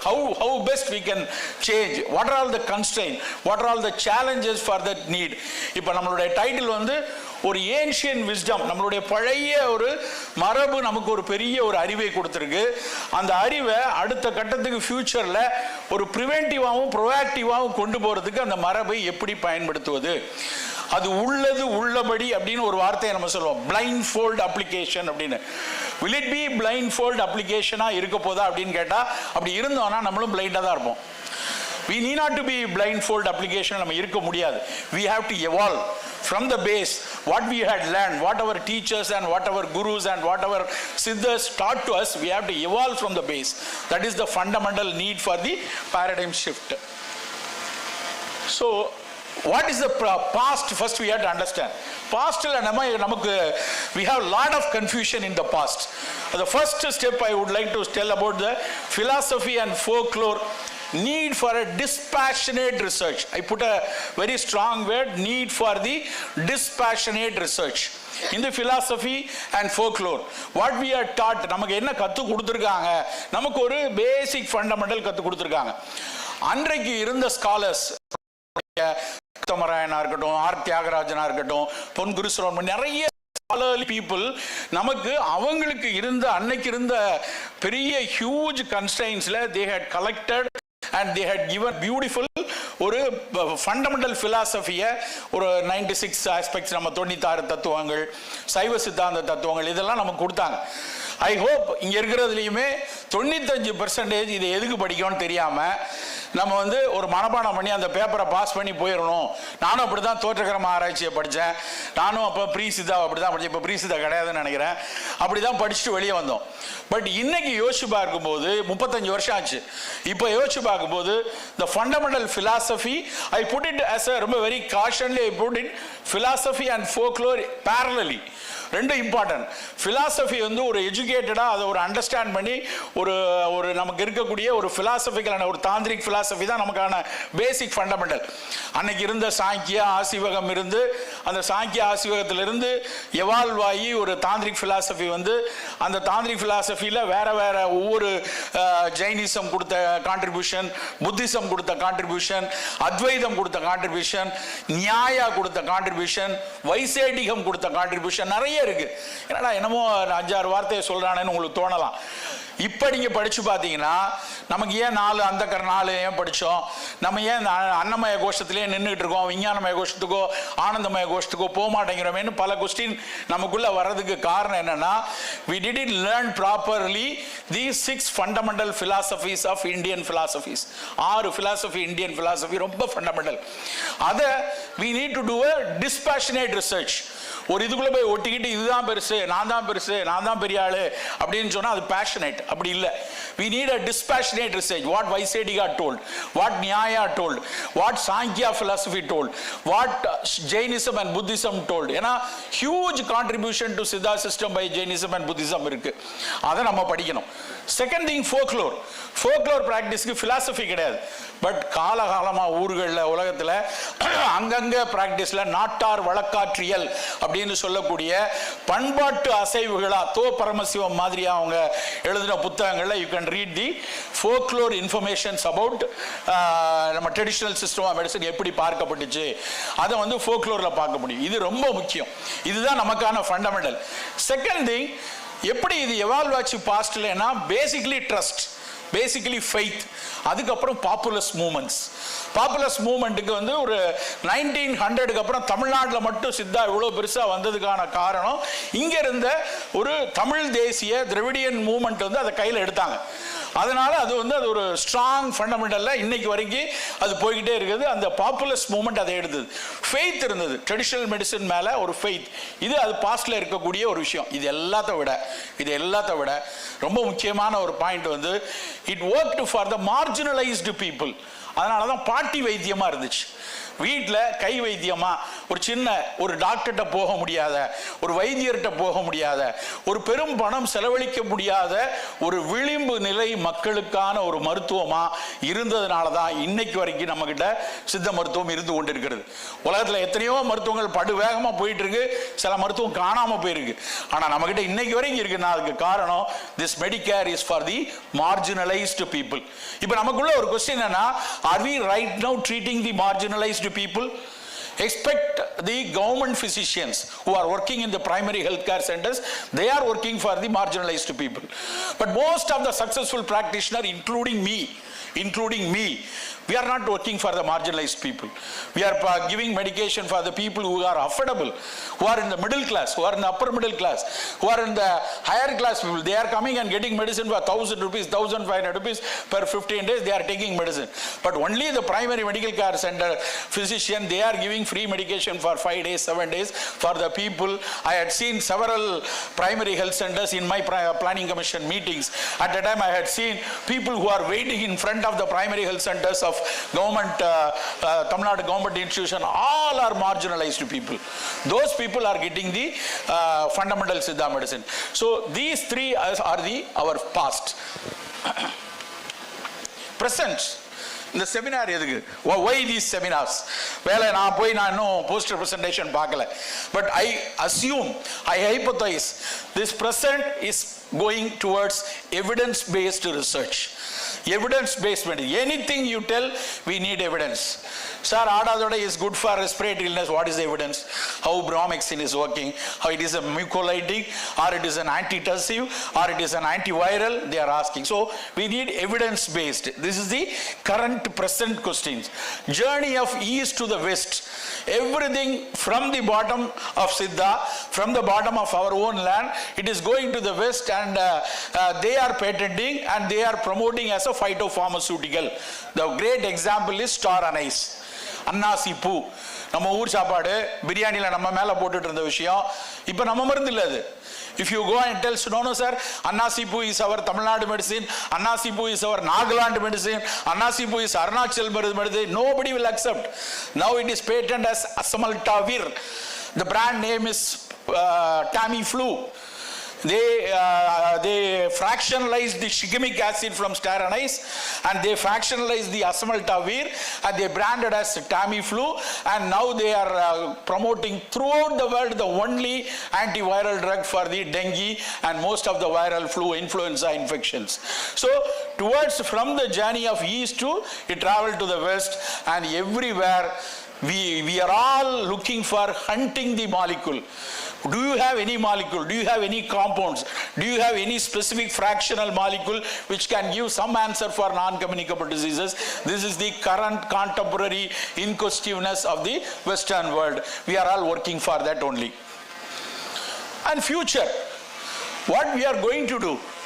ஆக்சுவலி நான் அடிக்கடி என் மக்கள்கிட்ட சொல்லிட்டே இருப்பேன், 18 சித்தர்களுக்கு அப்புறம் சித்த மருத்துவத்தை காப்பாற்றிய 2 சித்தர்கள் அப்படின்னா அது ஒன்று நிலவேம்பு, இன்னொன்று கபசுர குடிநீர் மட்டும்தான். உண்மையிலே நம்ம சொல்லலாம். அந்த 2 இல்லைன்னா தமிழ்நாட்டில் இன்னைக்கு நமக்கு ஒரு பெரிய அளவில் ஒரு இது இருக்குது. எல்லாரும் அக்செப்ட் பண்ணது, அது கஷாயம் குடித்தேன் சார், நிலவேம்பு குடித்தேன் நல்லா இருக்கிறேன், நிலவேம்பு கபசுரம் கொடுத்தேன் நல்லா இருக்கிறேன் அப்படின்னு. இந்த 2 plant மாதிரி we have to work for a lot of plants. We have to work compound plants. We have to work. ஏன்னா the future is going to evolve with zoonotic viruses and pandemics. We all think that COVID has gone. Nearly 6,40,000 new viruses can evolve. You understand? Not only 1 or 2, அது ஒரு omicron வருது, டுமாக்ரான் வருதுன்னு 1, 2 எல்லாம் கிடையாது. இனிமேல் 6 lakh plus viruses வரலாங்கிறது தான் என்விரான்மெண்டலாஜிஸ்டோடைய, climate change observers உடைய observation என்னன்னா, the world is going to challenge with two things. One is with communicable diseases, that particularly with zoonotic viruses. Another thing is non-communicable diseases, especially with diabetes and carcinoma. So we have to work for both zoonotic viruses as well as pressing concern of non-communicable diseases. And other 2, what I had given, the impact of climate change. A lot of impact is happening right now. 10-15 நாளைக்கு முன்னாடி, ஒரு மாதத்துக்கு முன்னாடி சென்னையில் இருந்த காய்ச்சல் ஒரு climate சேஞ்சுடைய evidence. சாதாரணமாக காய்ச்சல் வந்தால் 4 நாள் காய்ச்சல் அடிக்கும். ஒரு கஷாயத்தை கொடுத்தோம்னா, ஒரு சூழ்நிலை கொடுத்தா சரியாக போயிடும். ஒரு பாலசஞ்சீவி மாத்திரையோ இல்லை பிரமானந்தமயரோ மாத்திரையோ, the fever will go in 3-4 days. Never it has gone. In our practices, we know never it has gone. 10 days, 11 days. It become panicky to the doctors. Every fever, it has come out, the platelet level become very low. 25,000, 30,000. Most of the influenza, most of the dengue. Earlier, we all know that dengue will give thrombocytopenia. Now, the influenza is also giving the same thing. So, pandemics are another very, very important because of the climate change. The new evolved viruses and pandemics are the biggest challenges. And what are the newly emerging? That way, what we can do? As Kabasura Kudineer and Nilavimbu Kudineer and star anise, which is the Tamiflu of Western medicine, what we can do? Theran குடிநீர் அப்படின்னு ஒரு புஸ்தகம் இருக்கு. CCRSல அந்த புக்கை போட்டிருக்காங்கன்னு நினைக்கிறேன். தேரன் குடிநீர் ஒரு 25-30 மிக மிக எளிய கஷாயங்கள் இருக்கு. நம்ம எப்பவுமே என்ன நடக்கணும்னா, ஒரு ப்ராப்ளம் வந்ததுக்கு அப்புறம் அட்ரஸ் பண்றோம்.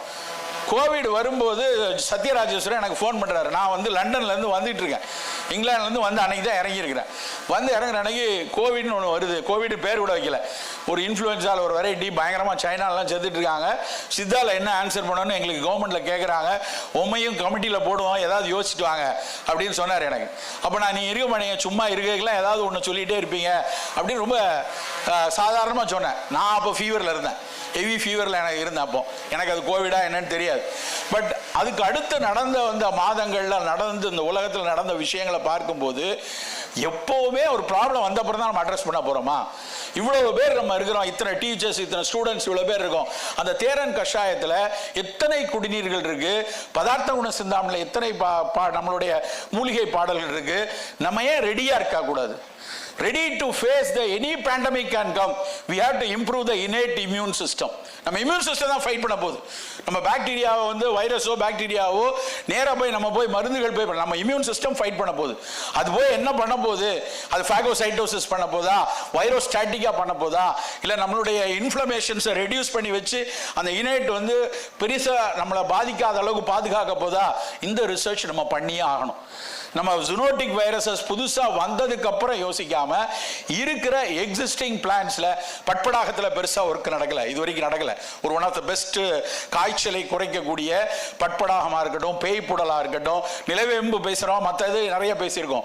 வட்ட திருப்பி மிகப்பெரிய அளவில் ஆராய்ச்சி பண்ணிட்டு இருக்கிற டெங்கிக்கு 3 ஸ்ட்ரெயினுக்கு நேரடியாக வேலை செய்து அவன் பேட்டன் வரைக்கும் போயிட்டான். நம்ம ஊரில் இருக்கிற வட்ட திருப்பி, சிறுதேக்கு, இதை வந்து நம்ம வந்து இன்னும் இது மாதிரி எத்தனை பிளான்ட் நம்ம இதில் ஒரு இனேட் இம்யூன் சிஸ்டத்தில் ஜுரத்துக்காக சொல்லப்பட்ட தாவரங்கள் என்ன, அதுல என்ன ஒர்க் பண்ண முடியும், அதுதான் நமக்கான ரொம்ப ரொம்ப இம்பார்ட்டன்ட் விஷயமா இருக்கு. அதுல ஒரு ஃபங்க்ஷனல் பிவரேஜஸா, ஒரு கஷாயமா, ஒரு டீயா, ஹெர்பல் டீயா, அதை நம்ம கொண்டு வரும்போது that can be ஒரு preventive. இப்போ preventive and proactive தான் நம்மளுடைய தீம், இந்த கான்ஃபரன்ஸோட theme. If you can able to develop one functional beverage based on Theran குடிநீர் during that newly pandemic வருது, அந்த நேரத்தில் இப்போ நம்ம அந்த functional beverage evidence based ரெடியா வச்சிருந்தோம்னா we can evolve for the common public டைரக்டா எடுத்துட்டு போகலாம். ஏன்னா நாங்க வந்து அந்த டைம்ல நான் டாஸ்க் ஃபோர்ஸ் கமிட்டி மெம்பரா இருந்தேன். கபசுர குடிநீர் அக்செப்டன்ஸ் வந்து அப்படியே தூக்கி கொடுக்கல. அவங்க பிச்சை எடுக்காத குறை, நான் சொல்றதுக்காக வருத்தப்படலை, அந்த வார்த்தைக்காக வருத்தப்படலை. எத்தனை ஃபைலை தூக்கிட்டு அலைஞ்சோன்னே ஒரு 4-5 பேருக்கு தான் தெரியும். அவங்க திரும்ப திரும்ப என்ன எவிடன்ஸ் இருக்கு, நீங்க சொல்றீங்க உங்க இதுல போட்டிருக்காங்கன்னு சொல்றீங்க, வேர் இஸ் த எவிடன்ஸ்? இப்போ இவ்வளவு பெரிய பிரச்சனையில ஸ்டேட்டே இருக்கும்போது நீங்க பாட்டு கொடுக்குறீங்க, ஏதாவது செத்து போயிட்டானா, யாருக்காவது வயிற்று வலி வந்துச்சுன்னா, யாருக்காவது 1000 கேள்வி. ஆனா அவங்கள்ட்ட கெஞ்சி கூத்தாடாத குறையா, சார் 15 ஹெர்ப் இருக்குதுல, கபசுர குடிநீர்ல 15 இன்கிரீடியன்ட் இருக்கு, அதுல 13க்கு வந்து எவிடன்சஸ் இருக்கு, இண்டிவிஜுவலா இருக்கு. மோரார்லஸ் அதுல 11 ஹெர்ப் வந்து எஃப்எஸ்எஸ்ஐ உணவுன்னு சொன்ன ஹெர்ப். இதுல வந்து ஒரு பேசிக் டாக்ஸிசிட்டி ஸ்டடியில எந்த பிரச்சனையும் இல்லைன்னு வந்திருக்கு, தயவு செய்து அக்செப்ட் பண்ணுங்கன்னு கெஞ்சுறோம். ஒரு பிரஷர்ல தான் அவங்க கடைசியில் ரிலீஸ் பண்ணாங்க. வாட் ஹேப்பன் யூ நோ, இந்த சிசிஆர்எஸ்ல இருக்கக்கூடிய டீம், என்ஐஎஸ் டீம் கிட்டத்தட்ட 35 பப்ளிகேஷன் கொண்டு வந்துட்டாங்க. You should clap for that. 35 publication. there is no modern medicineல, அலோபதியிலையோ இல்லை வெஸ்டர்ன் சயின்ஸ்ல ஒரு மெடிசின் நான் வந்து கோவிட் மேனேஜ்மெண்ட்ல இந்த மாதிரி வந்திருக்குன்னு பேப்பர்ஸ் இல்லை. ஐ சேலஞ்ச், யார்ட்டும் இல்லை.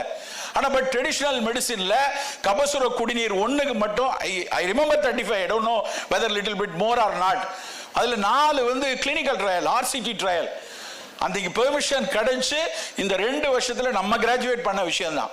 இது நடந்ததுக்கு அப்புறம் செய்யறது, why not we can do it little early.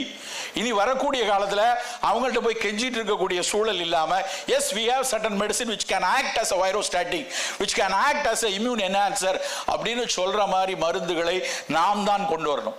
தயவு செய்து எல்லாரும் நம்ம முடிச்சுட்டு பிஜி போயிடலாம், இல்லை முடிச்சுட்டு நான் வந்து கவர்மெண்ட் வேலைக்கு போயிடலாம் நினைச்சிட்டு உட்கார்ந்துட்டு இருக்காதீங்க. very few தான் we are going to get it. Otherwise நம்ம வந்து will be thrown away by the இன்னைக்கு இருக்கிற scientific world வந்து நம்ம தூக்கி எறிஞ்சிட்டு போயிட்டே இருக்கும். So we should prepare. These stage, these kind of organization, these kind of gathering should give அந்த மாதிரியான ஒரு தாட்டை நம்ம மனசுக்குள்ள விதைக்கணும். அதுக்கு தான் இது இவ்வளவு தூரம் சொல்றோம். இந்த கிளைமேட் சேஞ்ச் வந்து நம்ம நினைப்போம் என்ன பண்ணிட போகுது, கிளைமேட் சேஞ்ச் இத்தனை விஷயத்தை உண்டாக்குது. என்விரான்மெண்டல் டிகிரடேஷன்லேருந்து ஹீட்லேருந்து ஒரு விஷயம் தெரியுமா, நம்ம ஹெர்பில் வருவோம். கிளைமேட் சேஞ்ச் ஹெர்பை என்ன பண்ணுது யோசிக்கணும் இல்லையா? ஹெர்பில் நான் வந்து எப்படி அதை கம்பேர் பண்ணுறேன்னா, நியூட்ரிஷனல் வேல்யூ ஆஃப் ஃபுட் ப்ராடக்டை மட்டும் எடுத்திருக்காங்க. Nutritional value of food products கடந்த 30 வருஷத்தில் 23% குறைஞ்சிருச்சு. எப்படின்னா, இப்போ நமக்கு தெரியும் நெல்லிக்காய்னா விட்டமின் சி இருக்கு, எல்லாரும் சொல்றது. பழைய நெல்லிக்காயில் இருந்ததை விட இப்போ விளையிற நெல்லிக்காயில் 23% குறைஞ்சிருச்சு. ஒரு எக்ஸாம்பிளுக்கு சொல்கிறேன். அது மாதிரி அத்தனை ஃபுட் கிராப், அமினோ ஆசிட்ஸோ ப்ரோட்டீனோ இல்லை வந்து கார்போஹைட்ரேட்டில் வேற எல்லாமே 15லேருந்து 23% குறைஞ்சிருச்சு. அப்போ what will happen for the ஹெர்ப்ஸுக்கும் அதுதான். பழைய மாதிரி ஆடாதோட இருக்காது, பழைய மாதிரி தூதுவளை இருக்காது, பழைய மாதிரி கண்ணகத்திரி இருக்காது, பழைய மாதிரி அசோகப்பட்டை இருக்காது. அதனுடைய percentage because of climate change it will reduce. அது நமக்கு இருக்கிற மிகப்பெரிய சேலஞ்ச். எப்படி அப்போ அந்த மூலிகையை வச்சு பண்ண போகிறோம்? ஏன்னா கிளைமேட் சேஞ்ச் யாராலையும் கண்ட்ரோல் பண்ண முடியாது. 2035 இன்னொரு 1.5 டிகிரி கூடிருங்கிறான். 2050 மிகப்பெரிய இம்பாக்ட் வருங்கிறான். வாட்டர் பூரா சலனைசேஷன் ஆகிட்டு நிறைய ஸ்டடி பண்ணுறோம் நாங்கள். எங்கெல்லாம் கோஸ்டல் டிஸ்ட்ரிக்ட்ஸ் இருக்கோ அந்த கோஸ்டல் டிஸ்ட்ரிக்டில் இருக்கக்கூடிய வாட்டர் வந்து சலனைசேஷன் நிறையா வந்திருக்கு, உப்பு கூடுது.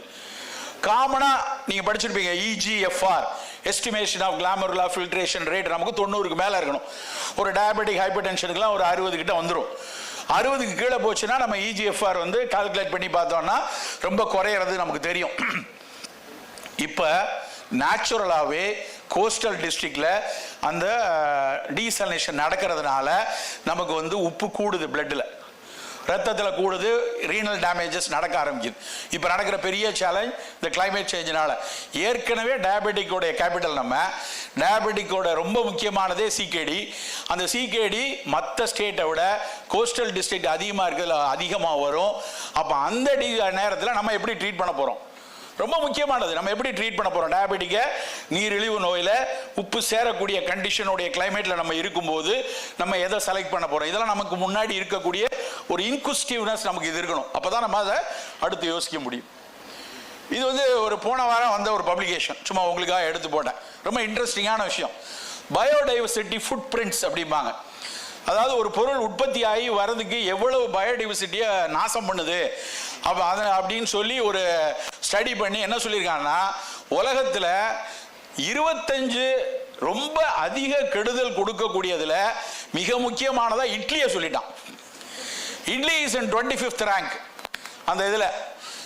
இன்னொரு விஷயம் தெரியுமா, அதுலேயே ஃப்ரெஞ்ச் ஃப்ரைஸ் வந்து ரொம்ப சேஃபாக 103 ரேங்க் வந்து 151. அதாவது குறைய இருக்க வந்து டேஞ்சர், கூட இருந்தால் சேஃப். அதில் ஃப்ரெஞ்ச் ஃப்ரைஸ் இருக்குது. எனக்கு ஒரு கொஸ்டின், நான் அந்த பேப்பரை ஃபுல்லாக படித்து பார்த்தா இட்லிக்கு 25, தோசைக்கு 103. ஏன்டா ரெண்டு ஒன்றில் தானே அரைக்கிறீங்க, அதுக்கு 25 இதுக்குன்னா அதுக்கு ஃபுட் பிரிண்ட் வேறு. அதனால் அரிசி, இட்லிக்கு அரைக்கிற அரிசி வேறு வழியாக பயோடைவர்சிட்டியை கெடுக்குது, தோசை வேறு வழியாக தெரியல. அந்த ஆத்தருக்கு ஒரு ஆர்டிக்கல் எழுதணும்னு நான் 2-3 பேரை வச்சு பேசிகிட்டு இருக்கிறோம். அதுக்கு ஒரு சயின்டிஃபிக் ரெஃப்யூட் பண்ணணும். இது எப்படி நீங்கள் பண்ணீங்க? ஒய் ஐ ஆம் புட்டிங் திஸ், இந்த உலகம் வந்து இப்படிலாம் பார்த்துட்டு இருக்கு. ஹெர்பல் மெடிசினுக்கும் food prints, biodiversity food print பார்க்க சொல்லி நம்ம நாட்டுக்கே ஆர்டர் இருக்கு. யார் யார் பிளான்ட்டை எங்கேருந்து எடுக்கிற, அது எவ்வளோ பயோடைவர்சிட்டியை பாதிக்குதுன்னு படிக்க ஆரம்பிச்சிருக்காங்க. ஸோ இது நமக்கு தெரியணும். இப்படியெல்லாம் உலகம் யோசிச்சுட்டு இருக்கு. என்சிடி நமக்கு முன்னாடி இருக்கிற ரொம்ப ரொம்ப ரொம்ப ரொம்ப முக்கியமான ஒரு விஷயம். ஏன்னா நீங்கள் எந்த ஒரு நான் கம்யூனிகபிள் டிசீஸையும் நம்மளால் எராடிகேட் பண்ண முடியாது. எந்த ஒரு வேக்சினும் வரப்போகிறதில்ல இதில். அப்போ அதுக்கு either we can as a monotherapy நம்மளால ட்ரீட் பண்ண முடியுமா? ஒரு டயபெட்டிக்ல ஒரு early diabetic with the herbal medicine with the Siddha medicine definitely ஒரு லெவல் வரைக்கும் கண்ட்ரோல் பண்ண முடியும். Can you able to control the person who is having 9.3 HbA1c only with avarai kashayam or madhumega kashayam or abhrakachandiram? we cannot. At that time we had to collaborate, we had to integrate with allopathic medicine only right now. With that ஏதாவது நம்மக்கிட்ட ஒரு மருந்து வருது, நம்ம புதுசாக ஒரு மருந்து கொண்டு வரோம், இல்லை எங்களுக்கு HbA1c கூட இருந்தால் கூட நான் என் மருத்துவத்தையும் உணவையும் வச்சு கண்ட்ரோல் பண்ணிட முடியுமா அப்படின்னு கொண்டு வர முடியும். ஸோ நம்ம எந்த அளவுக்கு மோனோதெரப்பியா இன்டகிரேட்டிவ் தெரப்பியா பண்ண முடியும், how best we can prevent.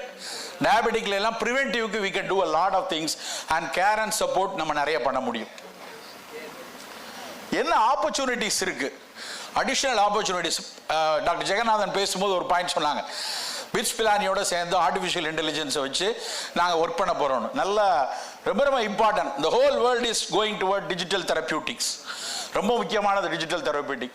Personalised medicine, P4 medicine, அப்புறம் நானோ, அதுக்கப்புறம் ஃபங்க்ஷனல் ஃபுட், இன்டகிரேட்டிவ் மேனேஜ்மெண்ட், இதெல்லாம் நமக்கு முன்னாடி இருக்கிற ஆப்பர்ச்சுனிட்டி. இந்த இடத்துல நம்ம போய் சொருகிக்கணும். நம்ம சித்தா சிஸ்டத்தில் நம்ம படிக்கிற விஷயத்தை வச்சு இந்த இடத்துல நமக்குள்ள நம்ம போய் புஷ் பண்ணிக்கிட்டோம் அப்படின்னா ஃபியூச்சர் இஸ் வெரி பிக். நீங்கள் அதுக்கப்புறம் பிஜி என்ன பண்ணாலும் என்ன ரிசர்ச் பண்ணாலும் இந்த 5-6 இதுக்குள்ளே தான் நம்ம வந்து இருக்க முடியும். ஸோ அப்போ அதில் நம்ம என்ன டிஜிட்டல் தெரப்பியூட்டிக்ஸ் ரொம்ப ஆச்சரியமான விஷயங்கள். நம்ம கையில் வந்து ஆப்பிள் வாட்ச் போட்டிருக்கோம், அது வந்து திடீர்னு ஃபோன் அடிக்குது.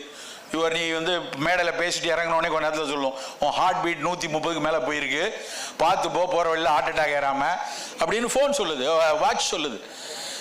எப்படி வாட்சில் வந்து இவ்வளோ மெசேஜ் வருது அப்படின்னா, வாட்சஸ் முன்னாடி வந்து வெறும் மணி பார்க்கறது, இது இப்போ உடம்ப பார்க்கறது. ராத்திரியில் கட்டிட்டு படு, எவ்வளோ நேரம் தூங்குற, சைக்கலாஜிக்கலி மென்டல் ஹெல்த்தை எனக்கு சொல்லுது. ஒரு 1 மந்த்தாக எனக்கு தினம் அதில் ஒரு கொஸ்டினர் வந்துக்கிட்டே இருந்துச்சு. Are you happy, are you feel contented, are you calm, are you anger, அப்படி இந்த 5 கொஸ்டினுக்கு நான் ஆன்சர் பண்ணிகிட்டே வந்தேன். சும்மா என்ன தான் நடக்குன்னு பார்ப்போம் அப்படின்னு. அதுக்கப்புறம் அது எனக்கு சொல்லுது, நீ வந்து 60% கண்டென்டடாக இல்லை, யூ ஆர் வெரி மச் வந்து anxious, you are tensed, be calm அப்படின்னு எனக்கு அதை இண்டிகேட் பண்ணுது. இந்த மாதிரியான டிஜிட்டல் தெரப்பியூட்டிக்ஸில் சித்தாலயம் பண்ண முடியாது. நீங்கள் ஒருத்தர் யோசிக்கணும், ஒரு வாட்ச் போட்டால் உனக்கு பித்தம் கூடி இருக்குடா, உனக்கு கபம் குறைஞ்சிருக்குடா, உனக்கு வாதம் கூடி இருக்கடான்னு இந்த வாட்ச் சொல்லிச்சுன்னு வைங்க. ஒரு ஆடாதோட கஷாயத்தை போய் குடிச்சிட்டு ஒரு நிலைவேம்பை குடிச்சிட்டு வர முடியுமா? முடியாதா? இட்ஸ் நாட் அ மேஜிக்கல் திங்ஸ்லாம் இல்லை. அந்த பின்னாடி இருக்கிற நோடு வச்சு நம்மளால செய்ய முடியும். அதுக்கான விஷயத்தில் இங்கே சிசிஆர்எஸ் டீம் வந்து சித்தா யாக்கை இலக்கணம் டூல்னு ஒன்று பண்ணியிருக்காங்க. நான் அதை போய் பார்த்தேன். இன்னைக்கு அவங்க பார்த்துருக்கிற கிட்டத்தட்ட ஒரு 30,000 பேரை பார்த்துருக்காங்க. அதில் எவ்வளோ பேர் வாதம், எவ்வளோ பேர் பித்தம், எவ்வளோ பேர் கபம், அதை வந்து ஈஸியாக பண்ணி வச்சுருக்காங்க. அப்போ நம்ம ஒட்டுமொத்த தமிழ்நாட்டில் எனக்கு ஒரு யோசனை வச்சு, தமிழ்நாடு முழுக்க கிளாஸிஃபை பண்ணானே, சுகர் பாரு, பிபி பாருலாம் சொல்கிறான்ல, பிரகிருதியை பார்ப்போம். நம்ம உடம்பு எப்படி இருக்குது, வாத உடம்பு எத்தனை பேர், பித்த உடம்பு என்ன, கடற்கரை ஓரத்தில் இருக்கவங்க எப்படி இருக்கிறான், கட்டுமான வேலையில் செஞ்சுட்டு இருக்கவங்க எப்படி இருக்காங்க, கம்ப்யூட்டரில் வேலை செய்கிறவங்க பித்தத்தில் இருந்தால் என்ன இருக்குது. There are a lot of informations are there. இந்த இன்ஃபர்மேஷனை அகெயின் டிஜிட்டலைஸ் பண்ணி அதுக்கப்புறம் அண்டர்ஸ்டாண்ட் பண்ணுறது நம்மளால முடியாது. There we need machine learning. There we need artificial intelligence. அப்போ ஆர்டிஃபிஷியல் இன்டெலிஜென்ஸும் மெஷின் லேர்னிங்னு தெரியணும். என் பையன்கிட்ட நான் பேசிகிட்டு இருந்தேன், அவன்கிட்ட சொல்கிறான், அவன் நீங்கள் படிக்கிற காலத்தில் கம்ப்யூட்டர் தெரியலன்னா இல்லிட்ரேட் சொன்னாங்க. அவன் சொல்ல வார்த்தையை நான் அப்படியே சொல்கிறேன்.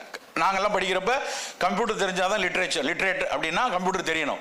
இப்போ என்ன தெரியுமா, ஏஐயும் எம்எல்லும் தெரியலன்னா illiterate. If you don't know about AI, if you don't know about machine learning, you will be all called as an illiterate. So தயவு செய்து இனிமேல் எனக்கு ஏஐ தெரியாது. ஏன்னா நீங்கள் பார்க்குற சினிமா, நீங்கள் இப்போ டிக்கெட் போடுறது, நீங்கள் போடுற அந்த அமேசானில் செக் பண்ணுறது எல்லாமே ஏஐ பேஸ்டு. அப்போ அதெல்லாம் நம்ம யூஸ் பண்ணிகிட்டு இருக்கும்போது சித்தாக்கு நான் எப்படி யூஸ் பண்ண போகிறேன்?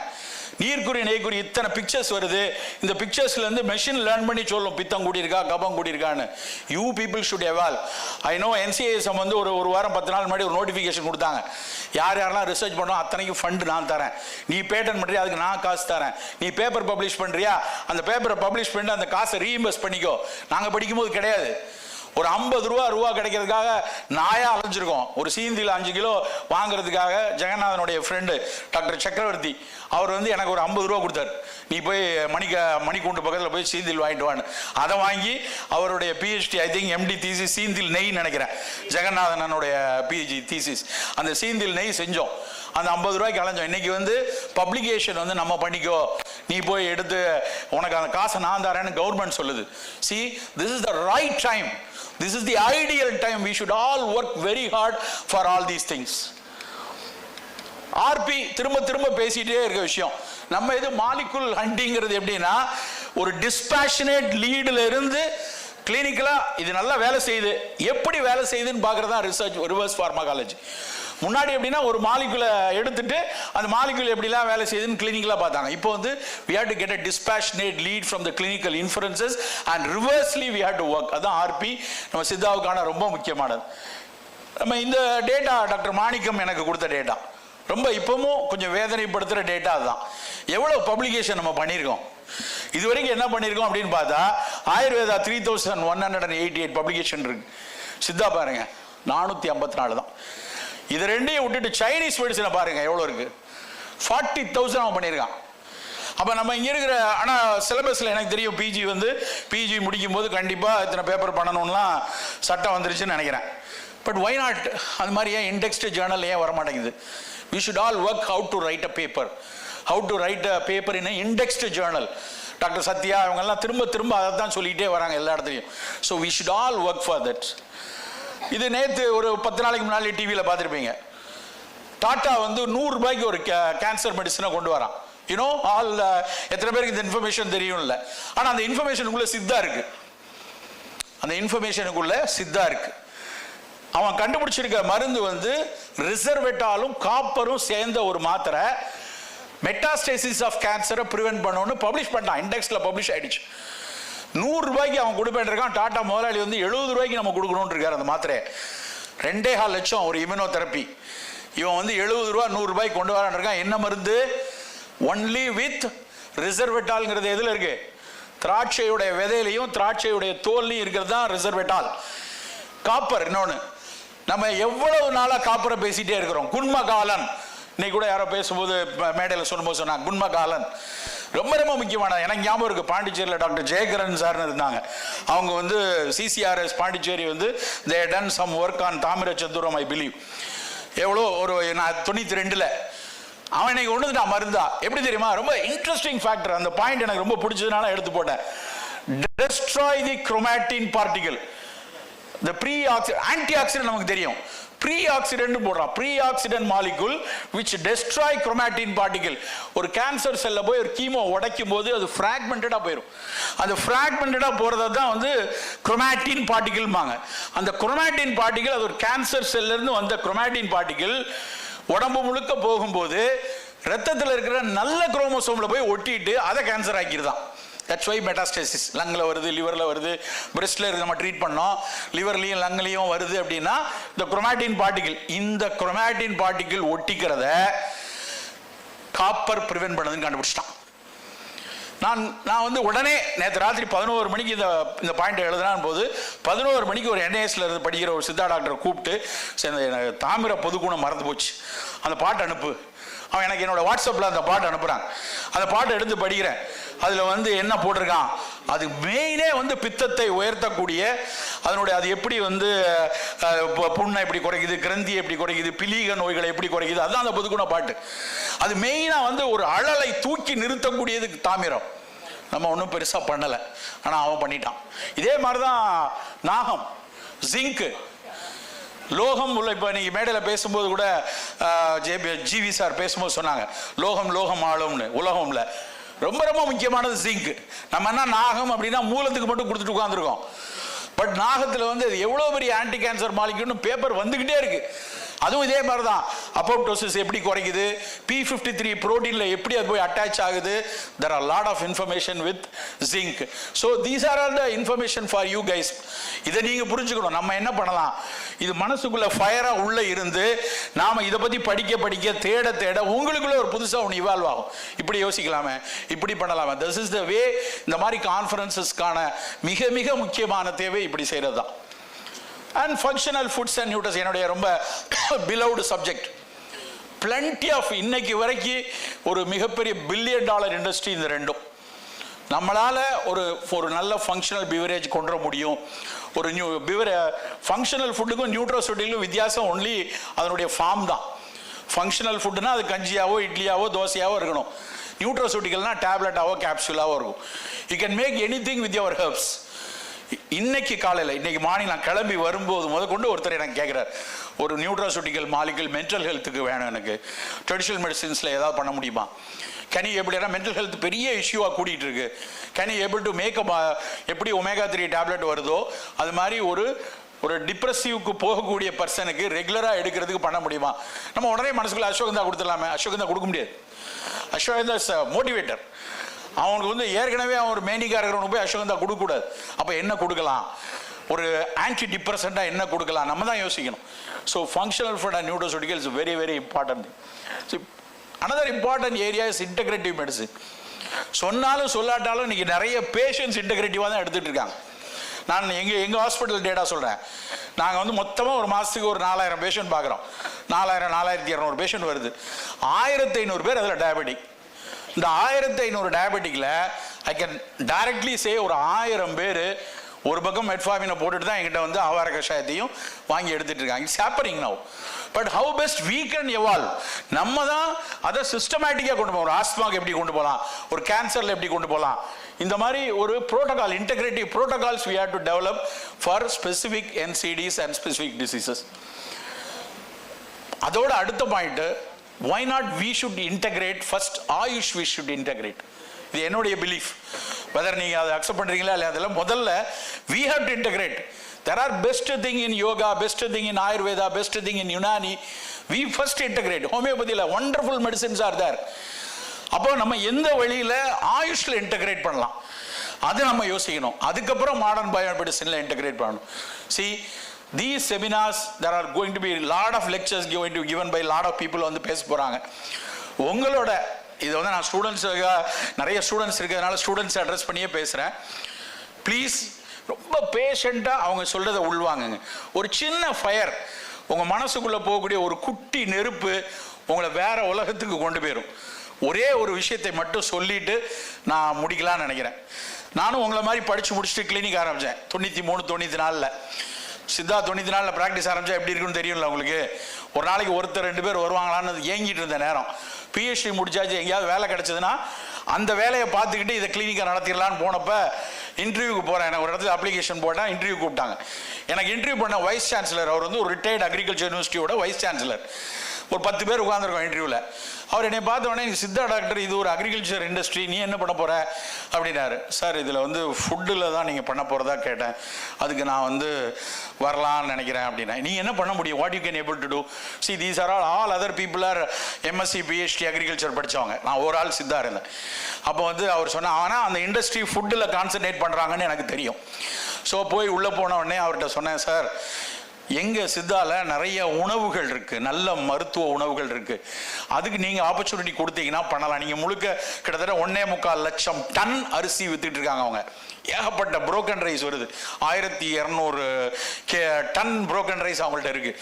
அந்த புரோக்கன் ரைஸை ஏதாவது ரொம்ப விலை கம்மியாக இருக்கும், அதை ஏதாவது ஃபுட்டாக மாற்ற முடியுமான்னு யோசிச்சுட்டு இருக்காங்கிறது உள்ளேருந்து கிடைச்ச இன்ஃபர்மேஷன். நான் போய் சொன்னேன், சார், எங்கள் இதில் மரபு அரிசி இருக்குது சார், ரைஸ் நிறைய நாங்கள் படிச்சிருக்கோம், அதில் எங்களோட ஹைஜீன் புக்கில் வரும். என்ன படிச்சிருக்கீங்க சொல்லுங்கள் அப்படின்னாரு. நல்ல நீரிழிவை போக்குங்கான்னு ஒரு பாட்டு இருக்குது, மெல்ல பசி அளிக்கும் மணிச்சம்பா, நல்ல நீரிழிவை போக்குங்கான் மெல்ல பசி அளிக்கும் மணிச்சம்பான்னு ஒரு ஹைஜீனில் ஒரு பாட்டு இருந்து சொன்னேன். அவர் ஏதோ வித்தியாசமாக பார்த்தாரு. என்ன அப்படி என்ன இருந்துரும் சார்? இல்லை சார், மெல்ல பசி அளிக்கும்னா அது ஒரு வேளை லோ கிளைசிமிக்காக இருக்கலாம், அதில் ஏதாவது ரைஸ்லேயே வேறு ஏதாவது ஒரு ஃப்ராக்ஷனல் மாலிகுல் இருக்கலாம். நீங்கள் ஒரு எனக்கு ஒரு ப்ராஜெக்டாக அதை கொடுத்தீங்கன்னா நம்ம அதுக்கு அடுத்தடுத்து போகலாம் சார்னார். அவருக்கு கொஞ்சம் இம்ப்ரெஸ் ஆச்சு, ஏதோ பேசுகிறான். அப்போ லோ கிளைசிமிக் ஃபுட்டே கிடையாது. நான் சொல்கிறது 98. எங்கேயோ ஒரு இடத்துல பார்லி ஒரு பேப்பர் படிச்சிருந்தேன். அந்த பார்லியை வச்சு தான் இந்த கதையை அவர்கிட்ட சொன்னோம். அவர் ஓகே அப்படின்னா ட்ரெடிஷ்னல் ரைஸை வந்து நான் வந்து ஜாபுக்கு எடுக்க முடியாது, ஒரு ப்ராஜெக்டாக கொடுக்குறேன், அந்த ப்ராஜெக்டை வச்சு நீங்கள் வந்து ஏதாவது பண்ணுங்க அப்படின்னார். 99 இது நடந்தது. அப்போ வந்து இங்கே all India institute of basic medical சயின்சஸில் ஒரு ப்ராஜெக்டாக வாங்கி அன்னைக்கு வந்து கிட்டத்தட்ட 44 ட்ரெடிஷ்னல் ரைஸஸை கிளைசிமிக் இண்டெக்ஸ் ஸ்டடி பண்ணினேன் அன்னைக்கு. அதுதான் இன்னைக்கு வரைக்கும் என்னுடைய உயரத்துக்கான காரணம்.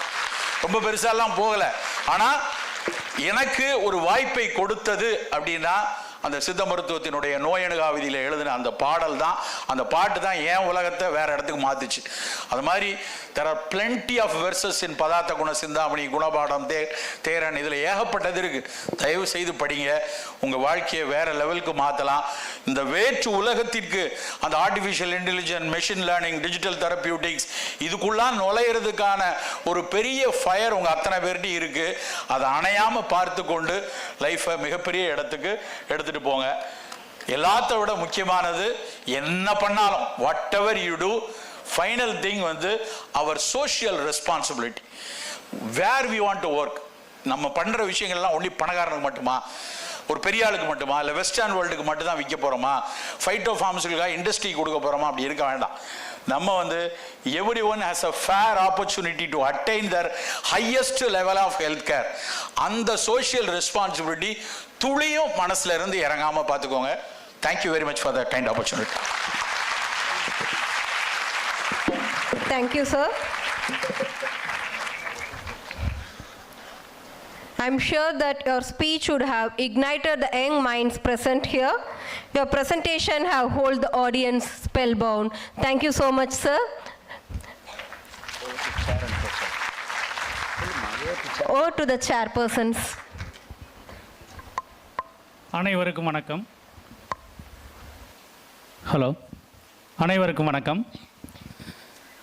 மெல்ல பசி எடுக்கும் என்று சொல்லக்கூடிய வார்த்தை பசி எடுக்கிற நேரத்தில் சொல்லி அமர்ந்திருக்கக்கூடிய எங்கள் அன்பிற்குரிய உணவு மருத்துவர் சிவராமன் அவர்கள் உள்ளிட்ட அவை வணங்கி மகிழ்கிறேன். 1 மணி நேரம் அவர் ஆற்றிய உரையில் செய்திகள் மாணவர்களுக்கும் உண்டு, ஆசிரியர்களுக்கும் உண்டு, பொதுமக்களுக்கும் உண்டு. தினம் தினம் என்னுடைய வீட்டிற்கு அவர் வந்து கொண்டிருக்கிறார். எப்படி? தொலைக்காட்சி வாயிலாக. ஞாயிற்றுக்கிழமை கல்யாண மாலை மோகன் வருகிறாரோ இல்லையோ, சிவராமன் வருகிறார், பட்டிமன்றத்திலே பேசுகிறார். இலக்கியத்தில் சித்த மருத்துவம், செத்தவந்தனை எழுப்பி தருகின்ற சித்த மருத்துவம் என்று சொல்லி எங்கள் பாட்டு கவிஞன் பாரதி சொன்னானே, இன்றைக்கு தூக்கத்தை கூட கலைக்க முடியாமல் நாம் சித்த மருத்துவத்தை படித்து கொண்டிருக்கிறோம் என்கின்ற ஒரு ஆழமான ஒரு உண்மை கருத்தை நாம் எங்கேயும் மறுக்க இயலாது. மாணவர் பெருமக்கள் இவ்வளவு பேர் இருக்கிற இடத்திலே உலகத்தை ஆளும் உலோகம் என்று சொல்ல சாந்திகிரி கருணாகர குரு அவர்களுடைய வாசகத்தை காலையிலே எங்களுடைய பத்மஸ்ரீ பேராசிரியர் ஐயா அவர்கள் ஞாபகப்படுத்திவிட்டு சென்றார்கள். அந்த அளவிற்கு சித்த மருத்துவத்தை இன்றைக்கு உலகமே திரும்பி பார்க்கக்கூடிய அளவிற்கு இவர்களை போன்றிருக்கக்கூடியவர்கள் உரையை நம்பி, இவர்களை போன்றிருக்கக்கூடியவர்கள் சொல்லக்கூடிய செய்திகளை முன்னிட்டு இந்த சித்த மருத்துவமானது இன்றைக்கு உலகமெல்லாம் பரவிக்கொண்டிருக்கிறது. அடிப்படை கருத்து ஒன்றை நான் சொல்லிக்கொள்ள விரும்புகிறேன். இவருடைய ஆழமான பேச்சை உணர்ந்த மாணவர் சமுதாயத்திற்கு ஒரு செய்தி. இனி நாம் படிக்க விரும்பக்கூடிய விஷயங்களை ஆழ்ந்து படிக்க வேண்டும், அகல படிக்க வேண்டும், கூர்ந்து படிக்க வேண்டும், அதை கூராய்ந்து படிக்க வேண்டும். அப்படி படிப்பினை படித்தால் மட்டுமே இந்த இடத்திலே வந்து நின்று இது போன்ற கருத்துக்களை நம்மால் சொல்ல இயலும். மருத்துவன் யார் என்று சொல்வதற்கு இலக்கியம் ஒன்று சொல்லுகிறது. ஜோதிடம் பஞ்சபட்சி துலங்கிய சரணூல் மார்க்கம், கோதர் வகார வித்தை, குருமுனி ஓது பாடல், தீதிரா கக்கி சங்கல் செப்பிய கண்மகாண்டம், இதெல்லாம் கற்றுணர்ந்தோர் இவர்களே மருத்துவர் ஆவர் என்று சொல்லியிருக்கக்கூடிய சித்த மருத்துவாங்க சுருக்கத்தை படித்த பின்னால் இன்றைக்கு இருக்கக்கூடிய நவீன யுகத்தை பற்றி நாம் ஆராய்ச்சி செய்ய முடியும். அந்த காரணத்தை பற்றி சொன்னார். மனம் புத்தி சித்தம் அகங்காரம் நாளும் ஒரு மனிதனை மனிதனாக்க மாற்றக்கூடிய செய்கை உள்ளது. அது இல்லாத பொழுது குழந்தை மருத்துவத்தில் நான் பார்க்கிறேன், மூளை குறைவு நோய் என்று சொல்லக்கூடிய செரிப்ரல் பாலிசியிலே இந்த 4ம் அடிபட்டு போவதை என் மாணாக்கர்களுக்கு நான் சொல்லிக் கொடுத்திருக்கிறேன். ஆகையினாலே நாம் படிக்கக்கூடிய படிப்பை கூர்ந்து படித்தோமே ஆனால், அதை கூராய்ந்து படித்தோமே ஆனால் நவீன உலகத்திற்கு நாம் அதை எடுத்துக்கொண்டு செல்ல முடியும் என்கின்ற செய்தியை பாங்கோடு தெரிவித்திருக்கக்கூடிய நம்முடைய மருத்துவர் ஐயா டாக்டர் சிவராமன் அவர்களுக்கு நெஞ்சார்ந்த நன்றிகளையும் வணக்கங்களையும் தெரிவித்துக் கொண்டு என்னை இங்கே சேர்பர்சனாக இருப்பதற்கு வாய்ப்பு கொடுத்த நம்முடைய CCRS உடைய எல்லா குழுவினர்களுக்கும் நன்றியை தெரிவித்துக் கொண்டு அமைகிறேன். நன்றி, வணக்கம். அனைவருக்கும் இனிய வணக்கங்கள்.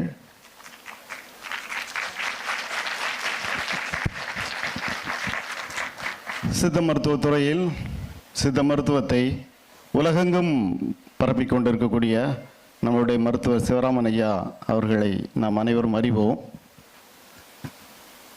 எவ்வளவு அவருக்குள் ஒரு ஆதங்கமும் ஒரு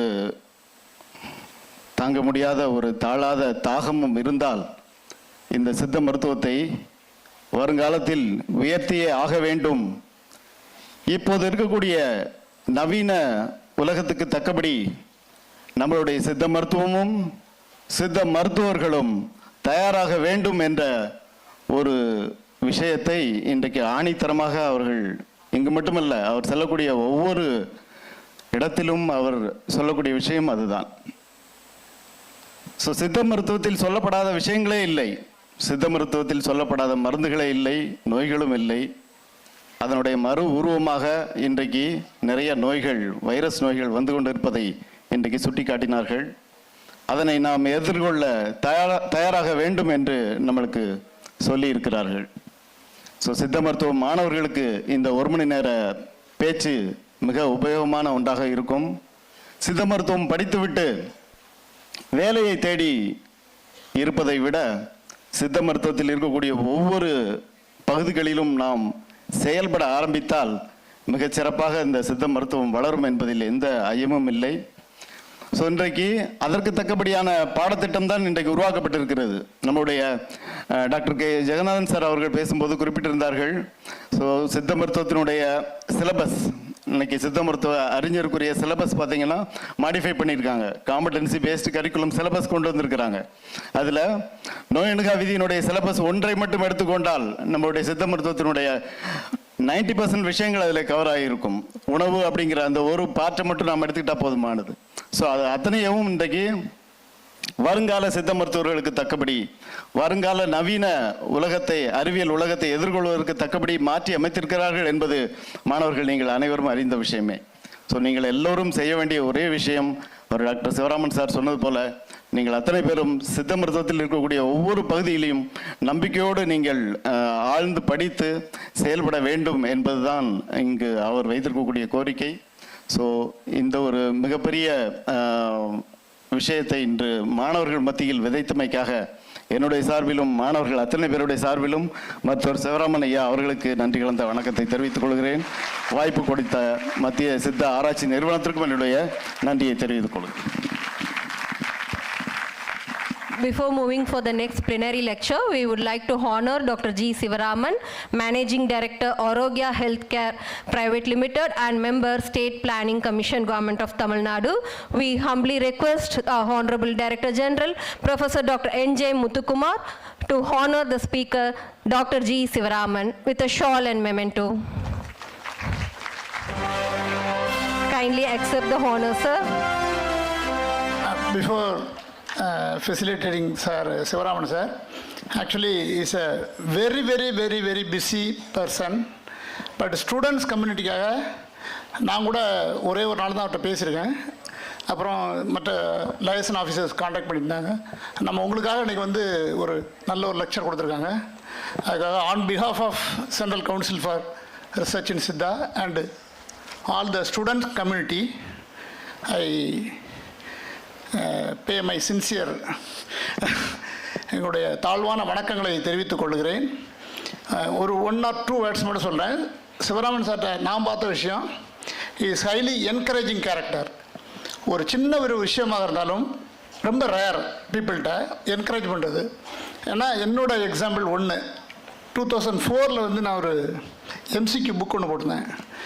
ஜஸ்ட்டு அப்போ தான் நான் வந்து டீச்சிங் சைடில் வர்றேன். ஒரு எம்சிக்யூ புக்கு போட்டேன். கிட்டத்தட்ட நிறைய பேர் அதை வந்து இதெல்லாம் யார் வாங்க போகிறாங்க, இதெல்லாம் யார் படிக்க மாட்டாங்க. But at that time sir is the only person, அவர் ஞாபகம் தெரியல, அவ்வளோ அப்ரிஷியேட் பண்ணார். உண்மையோ அல்லது ரொம்ப ஹை எண்டாக சொன்னாரோன்னு தெரில. பட் இட்ஸ் இன்ன வரைக்கும் நான் ஞாபகம் இருக்குது, ஒரு small issue but high appreciable character. யாராவது எதாவது செய்யுங்க. ஸோ உங்கள் மத்தியில் நிறைய விஷயங்களை த்ரோ பண்ணியிருக்காப்புல, நீங்கள் கேட்ச் பண்ணுறது it is your hand.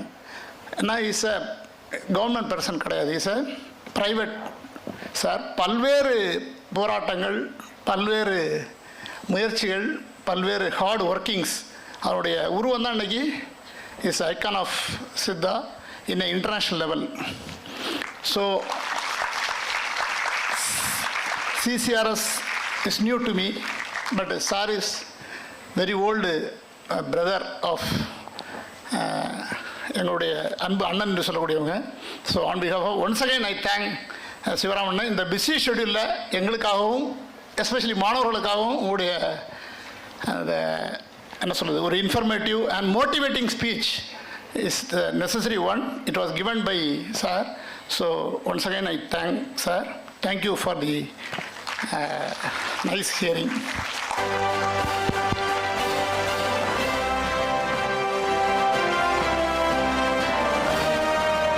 Dr. G. Sivaraman is being honored by Professor Dr. N.J. Muthukumar, DG CCRS.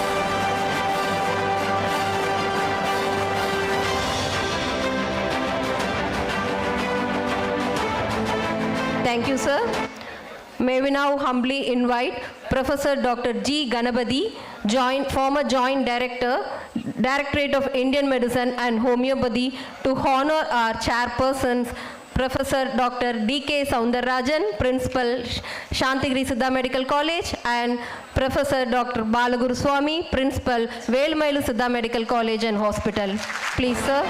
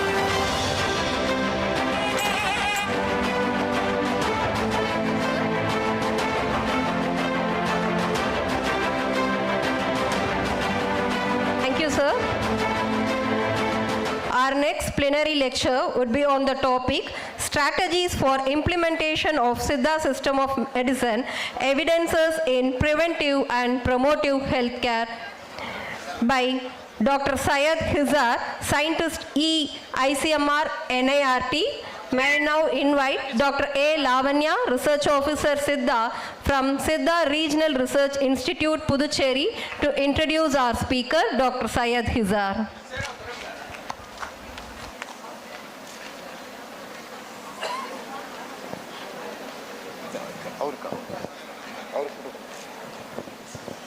Good morning, all.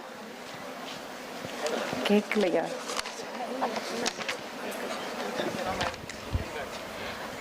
Good morning, all.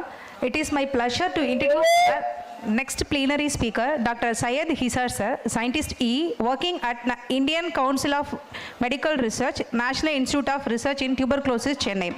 He is a renowned scientist, has achieved many accomplishments in the field of tuberculosis. His current research interests include clinical trials, vaccine research, HIV/AIDS, COVID-19, viral hepatitis, and other communicable diseases. Sir has published in 65 plus international and national indexed journals. He has received Major General Sahib Singh Sake Award from ICMR in the year of 2010 for his significant contribution in the field of communicable diseases as a young medical scientist, adding to the existing knowledge in biomedical research. Sir holds the role of Site Principal Investigator in TB vaccine study and Principal Investigator in Sub-National Certification towards TB-free status in India and SHINE study shorter TB treatment in children. Please join me in welcoming Dr. Siddha sir onto the stage for sharing his valuable insight on strategies for implementation of Siddha system of medicine, evidences in preventive and promotive healthcare. We welcome you, sir. Thank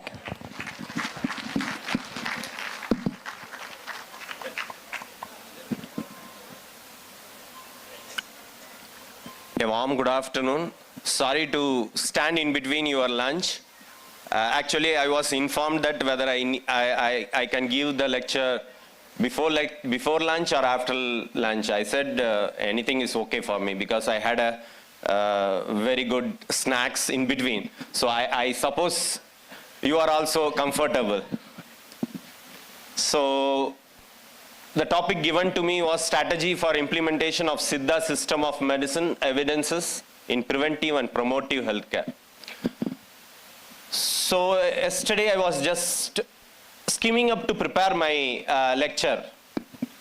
It was so good that within a half a day I could review whole literature. I can get back to the various research engines and I could get the references to prepare the lecture. I just was thinking back in 2004 when I started my research career as a research associate. It's not that easy. The research articles were not that accessible. You are in a golden era that you can access in a minutes, hours. So please make use of it. I would explain how we used to access. I was a research associate posted in Maulana Azad Medical College in New Delhi. So I had a very good access to the National Medical Library, NLM. So if I need to prepare a slide set or if I need to prepare a concept, at least I need to spend 1 week in the NLM library. So just to note down the references, what I need. After that 1 week, I need to make sure that how many pages are there. Then I need to inform the caretaker that I need these pages. These are the number of pages. Then I used to take a Indian postal order for that amount and then give it to my attender. So he will be after that papers for another 1 week. For another 1 week to get those references, picking each one and getting it photocopied, and it normally takes 2 to 3 weeks to get all the things to prepare a concept or a proposal or a slides. But now it is not that much cumbersome. It's very easy. Please make use of these advances. It will be very helpful. So going into topic, I will go in reverse order. So what is preventive and promotive healthcare? Then evidences of Siddha system of medicine. Yeah, please. Just a second. May we now humbly invite Professor Dr. M. Logamanian, former professor, National Institute of Siddha, to chair the session. We also request Dr. T. Anandan, former Assistant Director of Siddha Central Research Institute, to chair the session, please.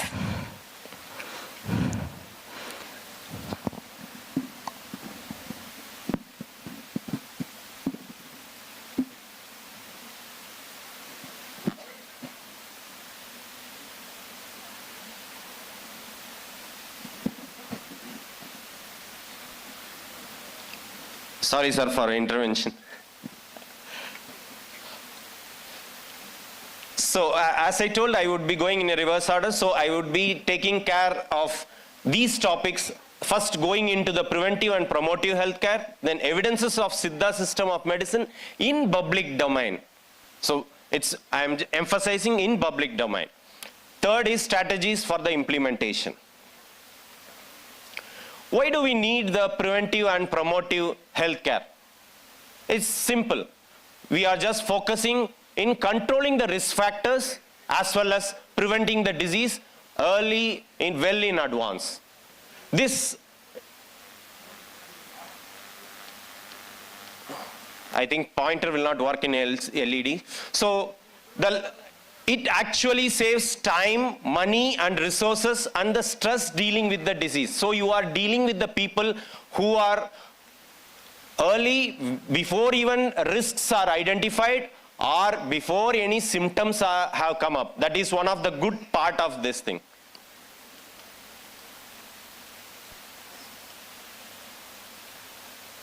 See, the India's population is growing, one. The life expectancy is increasing, second.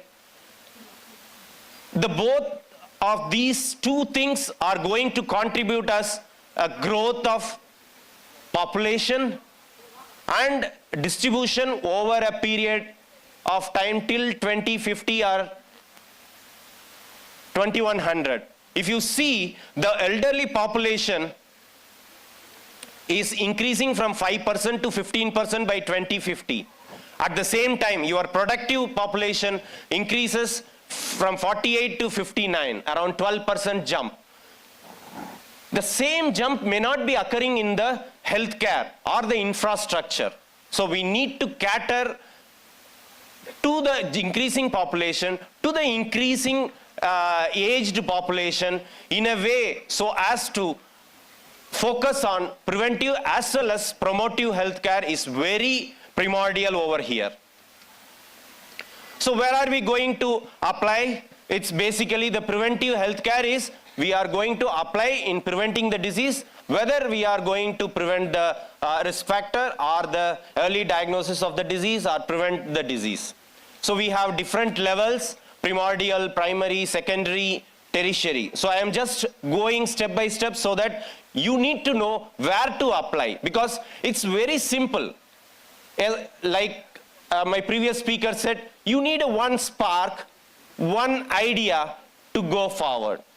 So if you take, I have around 60-65 publication, I can mention 2-3 things, 2-3 highly cited articles in that is very simple ideas. Why can't we treat this disease instead of 6 months, 5 months or 4 months? Why can't we treat the disease, acute disease, with the drugs of chronic disease? Now I have a child shortening treatment, it is also the same. Why can't we treat the disease which are in minimal, treat the disease instead of 6 months, 4 months. So these are the small ideas and spark which you need to catch up and go for a big proposals. So primordial prevention is before emergence of risk factor, you need to intervene and educate the population by individual education or by IEC mass education. Primary prevention is risk factor is present but no disease is there. So basically this is done by vaccination or immunization, specific protection, lifestyle modification, sterilization or sanitation. Secondary prevention is mostly these patients are asymptomatic. You are diagnosing them and the early diagnosis and treatment warrants their arresting the progression of disease. So basically this is taken up in the master health checkup or targeted health checkups. Secondary prevention is basically happens in diagnosed patients where you arrest the progression of the disease like rehabilitation, disability or disease limitation. Promotive healthcare is very simple. you are just going to aim on the objective of having a good quality of life. So which promotes health by healthy lifestyle, infrastructure, and healthy environment. So whatever we have dealt, if you see the target population is very hard to manage target population. They are not simple, because when health seeking behavior is a primordial thing, why the patient comes to the doctor is he has a symptom. Here you will be dealing with the asymptomatic patients or the participants. So they are not patients, they don't have the symptom, they are asymptomatic. Second, they are apparently healthy. I am healthy, why are you teaching me? Why are you doing this? Why are you vaccinating? Because this same thing we had many sessions on when we went for COVID vaccination, when we went for TB vaccination within the household, which I am now dealing. Tomorrow I have a presentation for 1 hour on our work on 5 years of work on TB vaccine amid the COVID pandemic. So it's very difficult to convince these people, these set of people who are asymptomatic and apparently healthy individual, to make them into your ambit of, to listen to you, to test for you, and to deal with them. So, and main thing is they have their own personal preferences and values and beliefs, because we know how the resistance during the COVID vaccination or TB vaccination we had their own beliefs, their own personal issues. They vaccinated for 1 dose, but on the 2nd dose they denied, 3rd dose they denied. Attached with local culture of the community. Yes, for example, we are doing a survey of TB in the north. They thought that we are going to give a vaccine or eliciting symptoms for the COVID. Then this apparently many villages said they don't have even cough as a symptom. So low health seeking behavior as well as difficult to follow up and retention, because they are apparently healthy and asymptomatic. So this is the very issue with the target population. The population we are targeting is asymptomatic and apparently healthy. They are not going to come to seek any health issues as they are asymptomatic. So for them to convince, you need to have a very strong strategy. You need to have evidence-based publications in your hand, and that should speak for you, because these are people who are very well educated. Because now the patient, we are dealing with the patients in Chennai as well as Tiruvallur in Vellore districts for the TB vaccine study. The education level as well as the knowledge of the patients are very high, even in rural setup. They come to you after Googling everything, and they will pose you a question very hard to crack, not questions which you need to be prepared to answer them. So you can only answer when you have the evidence-based evidence for that. You can't just say it is used, it is in classical, it is in 1500 years or 2000 years. Yes, we know that. But we need to make it and get it fast forward. Effectively communicate this information. It's very important, because yes, you have the evidence, but second is you need to effectively put down your argument to the person who is equally knowledgeable, and just step down to him and go in his narrative and convince him. And it is very difficult, and it takes time also. So you need to, first time you need to work with the patient when you are dealing with the preventive and promotive healthcare, because first time they will come. If you are not putting enough time and effort in the first time, the patient you cannot retain for the second time or further follow up. Because I am having a TB vaccine study where we give vaccine and follow up for 3 years. It's very difficult to follow up. 3 years follow-up. So here you need to generate an evidence. So then effectively you need to communicate and make sure that he or she understands what you are contending to say. Third one is, please take a shared decision making.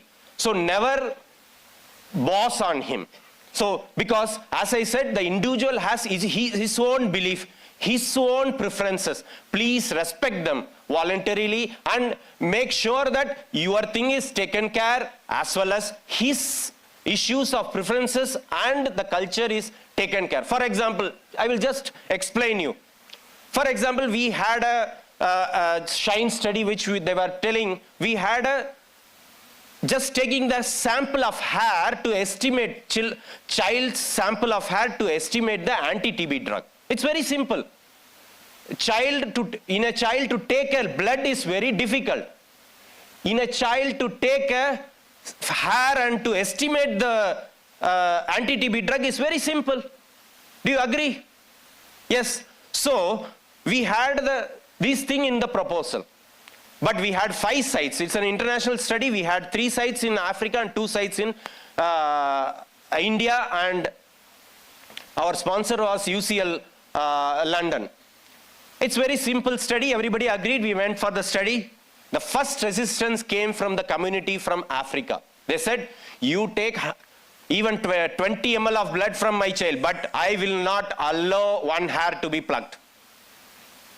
Because it is the local constraint, local issues, local beliefs are there. So we cannot go forward. So always go with them. Then we had a meeting, stalled everything. We had 2 sites, they agreed after counseling. 1 site, IEC, they scrapped that. It's a very simple thing, but the local beliefs, like they had some voodoo and everything, the local beliefs were there. So they never came up for that portion of the study. That sub-study was deleted in those sites, and we did very fortunately.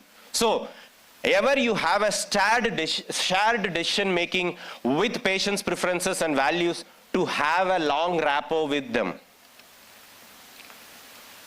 So for these strong strategies, you need to have a evidence-based medicine. So I am very glad to know that Jagannathan sir said, you publish, we will help. I haven't heard for 20 years in my research career. I have spun across 5 institutes, 5 organizations. No, still now I go pillar to pole to hunt for the registration charges. It gets delayed. At times I give up. I couldn't do that, sir, because my mentor said never fund the research. Research cannot be done by an individual person. Research is a team person, and research is done by an organization. So that should be. Never put any money into the research, because then you will really think, I have put the money and I should. No, you should never fund, because my publication fees spans from $1,000 to $2,000, which is equivalent to my salary. So I cannot fund myself to these things. So I really congratulate sir. Even we are not fortunate till now to get those funding. So I would request Muthukumar sir to like 270 abstracts has come up. So he told that 270 abstracts. I request those 270 abstracts to be peer reviewed, and the abstracts should be put into the Ayush research portal. That is one request. And second is, out of this 270, if 10%, 27 goes into the index journal, and they will really, they have come forward to help you. I suppose in another year we would have 27. It's a big number. I would say why it is a big number. So evidence-based medicine is about systematically reviewing, appraising, and using clinical research finding to aid the delivery of optimum clinical care to patients. So if you see the hierarchy of evidence and public search strategies, meta-analysis, then systematic review, RCTs, cohort studies, case control studies, they have the weightage. So as I said, where the Siddha system of medicine and prevention stands. So yesterday I just went into the search strategies. I went to PubMed. So in PubMed, just if I type like this was last night around 11, 12, I was preparing my slides. So this was the idea came up. suddenly I just, so there was Siddha word is there in 4671.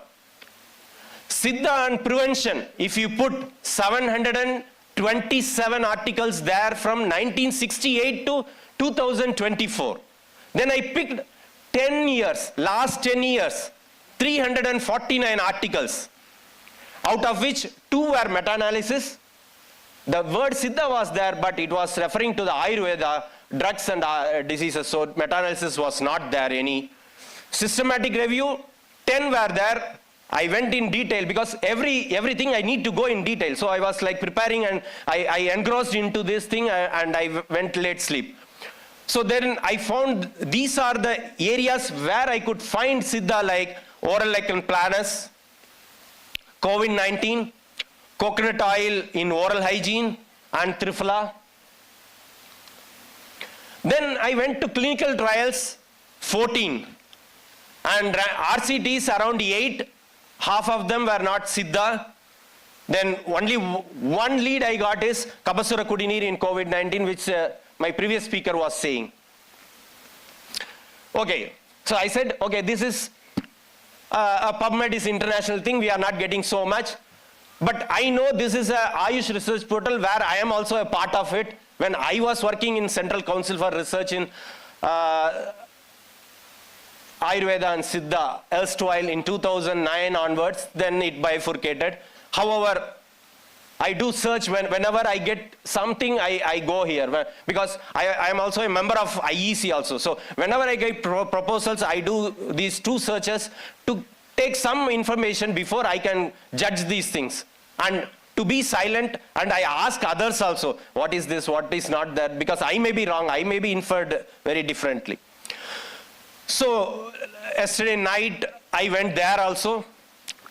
So total Ayush abstracts are there 42,205, out of which Siddha system has around 5,556, of which clinical research, if you take the domain, 688. If I put prevention in all clinical research A, clinical research B, and clinical research C, I got 35 articles or abstracts, out of which mostly they were therapeutic, no prevention. But these 2 were found as prevention, that is Kapasura Kudineer and Nilavembu Kudineer, precisely said by my previous speaker. So we need more clinical studies as evidence-based for implementing preventive and promotive health care. As I said, these are hard to address asymptomatic participants, apparently healthy participants. For them to address, yes, you need more evidences. Yes, we have age-old evidences. Very fine. Please advance those evidences. I don't have the opportunity of getting the publication fees. You have the opportunity giving in upfront. Please use them. Publish it in a very good journal. Yes, it takes a lot of time. Please bear with, go. For example, we did, for your information, we did a 10-year study in TB lymphadenitis when I joined ICMR. We wrote the manuscript. It has going on and on for past 1 year, but still under review. I know it would be having another 1,000 or 2,000 as fees. I'm ready to go and press my officials to get that. Please don't give up. It is a long story. When it gets concise, you see that, oh, okay, they have done this and that, but it takes all over this. So please make sure it is published, everything is published. So my third thing, what are the types of studies? You already know that there are observational studies and experimental studies. In observational studies, you observe both exposure as well as outcome. In experimental studies, you have already the exposure. You only observe the outcomes. That's it. So the clinical studies which give you evidences where you can generate evidences in preventive and promotive healthcare is case report and case series. Even though they are down, please do not neglect this case series and case reports. I haven't seen these things, but I am sure many would have done a case report, a single case report, a 5 cases of case series. You might be having. Please make it public. Make use of the fund. Each one of you, I am saying, so if after a year, if I am going to put a search in the Ayush research portal or PubMed, I should see a hike. So that hike will be brought by you only, not by others. So the case report series or cohort, it's very simple. My first publication in 2006 came out of a cohort which was maintained for 20 years by my mentor. He maintained a cohort of 20 years, recorded everything. So integrative healthcare, this is inevitable. Health-seeking behavior will make you to integrate. It is not the government or the any official is going to integrate it. Health-seeking behavior of public will integrate.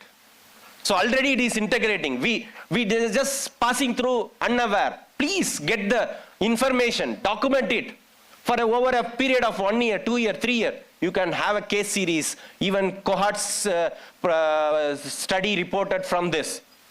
When a patient walks in for an ailment, make sure his history is taken. You record everything from where he is taking allopathic drugs, what are the investigation. Please record, please take photocopy or Xerox of everything, whatever. Just you just collect the thing. It takes years, but if you have collected everything from all, because they are mixing everything, and whether they are coming up with a good result, you only need to analyze and say. Document all clinical findings and interventions carried out, can continue recording over a period of time. Analyze retrospectively. If even one case report is there, kindly try to publish in an index journal. Make use of the evidence-based medicine. Coming to the next is clinical trial. It's my very dear to heart, but it is a very time-taking, very expensive. For example, now I have a TB vaccine study which is ongoing for past 5 years. I have got a funding for 4 sites around 10 crores, and we have 18 sites. You could imagine how many crores are there into the vaccine research. So it's a time-taking, but small things you can plan, like case series, case reports, and cohort studies, you can very well plan. These are for established institutions and research organizations to have and put your resources into the clinical trials, whether it is uncontrolled or controlled, and better go to the RCTs. So control is nothing but a placebo if there is no standard of care. If there is a standard of care, go in comparison with the standard of care. And whenever you are using a placebo, make sure that the placebo is of same color, same structure, size, shape, odor. This is very important because we have made some placebos when we were dealing with the CCRAs with Ayush QOL, 2C, Ayush QOL, etc. So it's very, very difficult. You need to sit with pharmaceuticals and make exactly those placebos for blinding purpose. Then stratify based on age or severity so that you have equal number of people in both the arms. Then the black randomization to have equal number at any point of time. Blinding, you all know it's an open label, means everybody knows what the patient is getting, what I am giving to the patient. Single blinded, patient doesn't know. Double blinded, patient as well as myself don't know. For example, now I have a TB vaccine study of 3 interventions. One is vaccine A, second is vaccine B, third one is placebo. So it is a double blinded. I don't know what I am giving to the patient and patient don't know. But the cover back to me, they know. The pharmacist knows as well as the analysis person who is going to analyze also knows. So, but triple blind is 3% doesn't know. Everything is centrally done and patient doesn't know, doctor doesn't know, and the person who is analyzing also doesn't know. So efficacy versus effectiveness trial. Efficacy is you have a strict inclusion-exclusion criteria done in ideal conditions to have an efficacy. Effectiveness trials are mostly done in the community level, at the PHC level, at the community, with the real world things. So you will have a compromised efficacy, which is called as effectiveness. So the prevention trials, you have two trials. One is the primary trial and primary prevention trial and secondary prevention trial. It's very simple. Primary prevention trial just prevents the disease occurrence, and the secondary prevention trial prevents the disease reoccurrence in the deceased, already deceased. So why are we dealing with the whole preventive and promotive? So this is projected acceleration. This is a mathematical model for going for elimination of TB by 2035 as per the goals. So if we want to get eliminated TB by 2035, so we need to put what are the efforts. So you could see a box of red. So the line which is dotted red line. So if you don't put any effort, so there would be a reduction of 1.5% in TB per year over a period of 2035. Yes. Second is the blue line, continuous line. If we are going to use the tools available, the diagnostic tools, the drugs for treating the TB, then you will have a 10% decline of the TB by 2025 and further 5% up to 2035. The last red, you could see introduce new tools like vaccine or new drugs. We need those things to achieve a goal of elimination, without which we cannot do it in normal way. So if we introduce a vaccine or a potent drug, you could see there is a 17% reduction per year from 25 to 35. That is what we are, like tomorrow I have a TB vaccine study presentation in another forum. So hopefully that is a double-blind study. I don't know what is, I am just presenting on challenges. We may have in coming year a vaccine or not, it will be in vogue. So next is collaborative clinical trial. This is my pet subject, and involve various stakeholders. Please, when you are doing a research, it's not your personal job. It's a teamwork, and it should be done with a very big team. The more you have the people in the team, you are more empowered and you will have more things to do. Involve everybody, give them credit. They will be happy and you will be having all the things which you want for the study. Collaboration between stakeholders here means different system of medicines need to be involved. One, and other sciences, physiotherapy, dietitian, physical medicine and laboratory support, everything, you involve everybody. Put them as co-investigator and just sail it, because even then it is not going to be a cakewalk. It would be very difficult for you.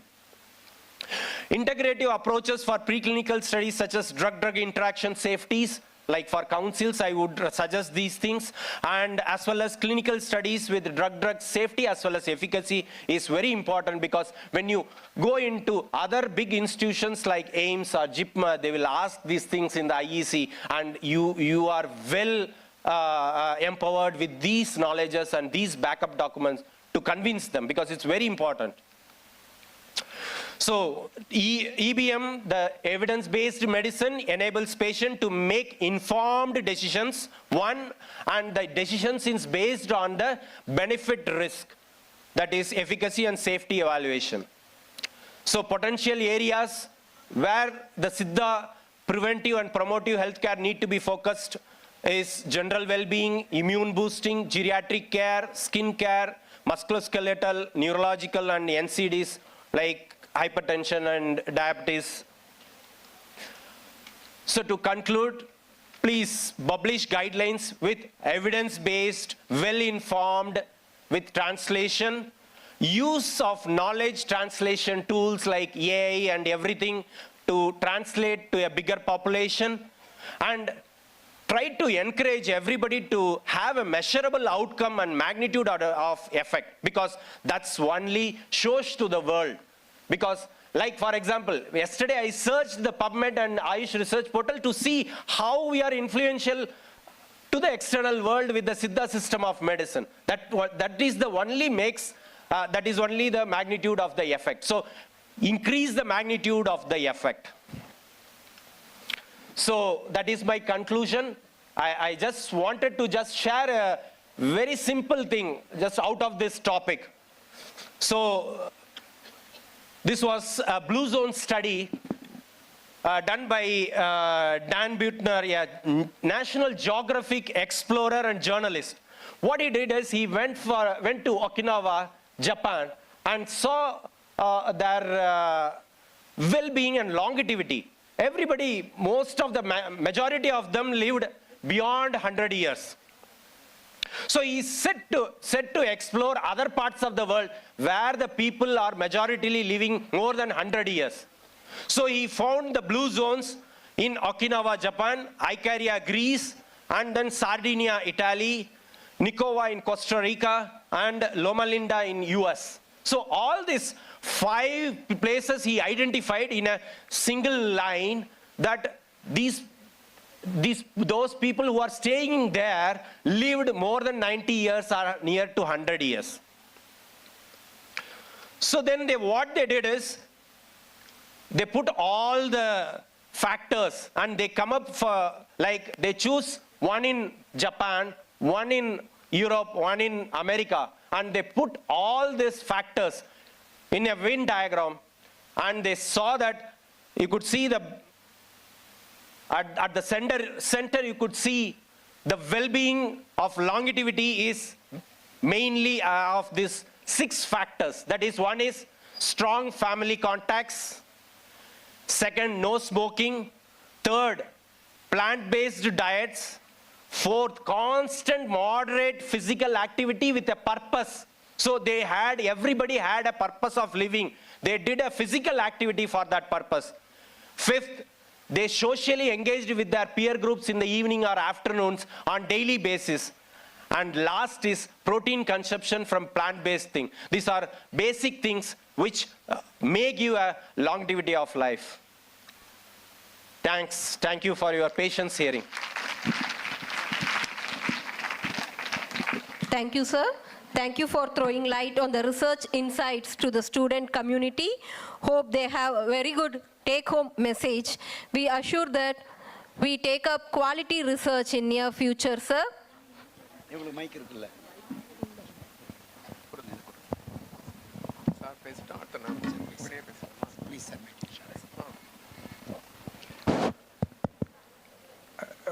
Good afternoon to everybody. Dr. Syed, we know for the past 20-25 years, he was our colleague. He was an instrument to prepare a guidelines for research methodology in our council, Central Council for Research in Ayurveda and Siddha. He was our colleague, and his contribution to frame the guidelines, 2000, even now, the guidelines which we prepared on those days is the guidelines till 2010 CCRS guidelines for research activities. He was a wonderful researcher, and he has done extensive, because of his experience, each and every stage, how he has overcome the difficulties in doing research. It's not an easy joke to publish a good article, complete a research article. He knows very well, and the experience he has met with, he has given a very good speech today. And these are all the very, very difficult clinical trials. Is not an easy joke, because it's an amazing, it needs the perseverance, very great, the vairagyam. It's a very, very important, and he has deliberated in this lecture. I thank Dr. Syed for his very good lecture. He has propoundedly, especially with his own experience, he gets delighted. I'm very, very thankful to him.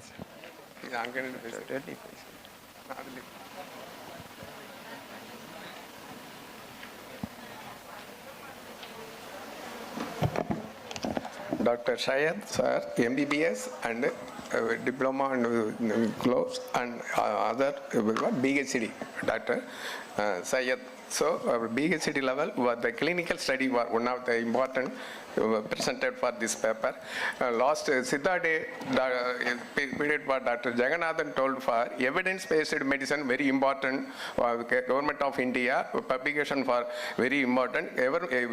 Particularly evidence-based medicine. Example today presentation for our Syed doctor.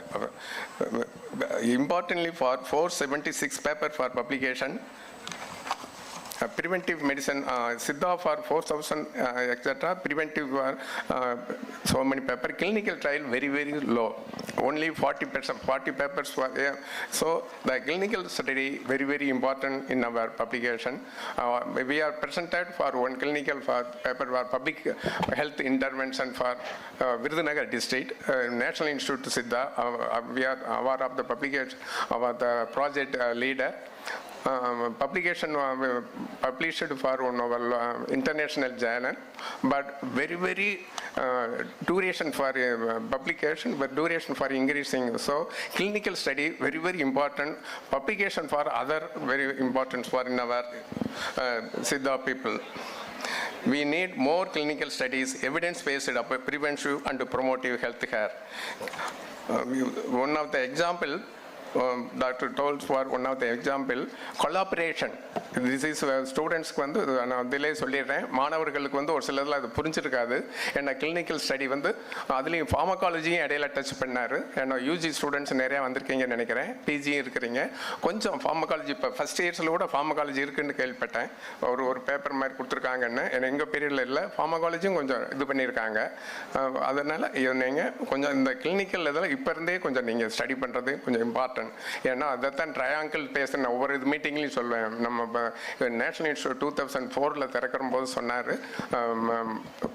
Prime minister மன்மோகன்ஜி சொன்னது, உங்களுக்கு வந்து ரொட்டீனாக clinical போவீங்க, சம்பளம் வாங்குவீங்க, ஓபியில் பார்ப்பீங்க, case பார்ப்பீங்க, அப்புறம் இது பண்ணிவிட்டு நீங்கள் கிளாஸ் எடுத்து போயிட்டுருப்பீங்க. அது நான் எதிர்பார்க்கல.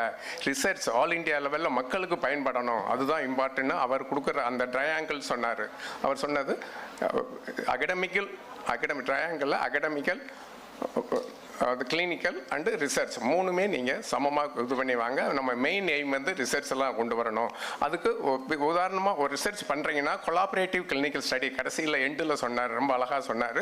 நம்ம தான் பெரிய ஆள், நமக்கு மேலே நீ எவன் இருக்கான் அப்படின்னு நினைக்காம அந்த இதில் டிபார்ட்மெண்ட்டில் ஒர்க் பண்ணுற லேப் டெக்னீஷியன் கிட்ட கூட நீங்கள் ஒரு அன்பாக இருக்கணும். ஃபார்மசிஸ்ட் நம்ம பப்ளிக்கு அவங்க அவ்வளோ பேரும் நம்ம கொலாபரேஷன், அதை தான் அழகாக சார் வந்து கடைசியில் எண்டில் கொடுத்தாரு.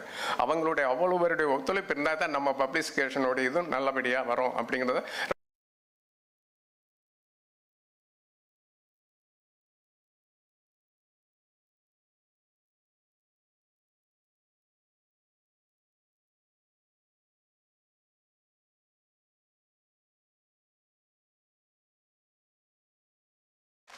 Thank you very much, sir. Now we would like to invite our Director General, Professor Dr. N.J. Muthukumar, to honor our plenary lecturer, Dr. Syed sir. Please, sir. Sir, thank you so much for accepting our invitation and making a beautiful presentation. It will be really mind-blowing to our students.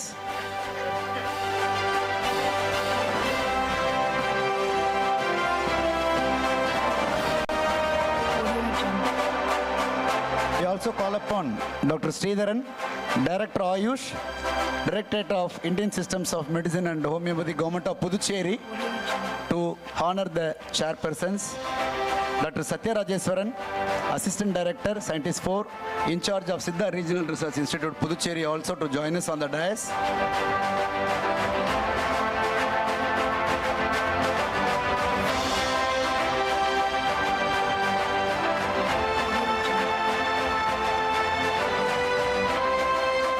Now Dr. Sridharan Director Ayush is honoring Dr. T. Anandan, our former Assistant Director, SCRI Chennai.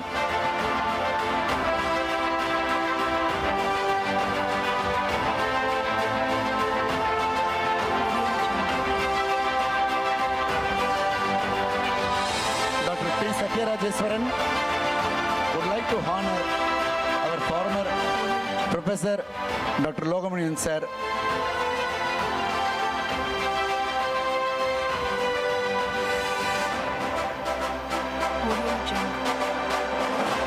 Thank you, sir. Thank you very much.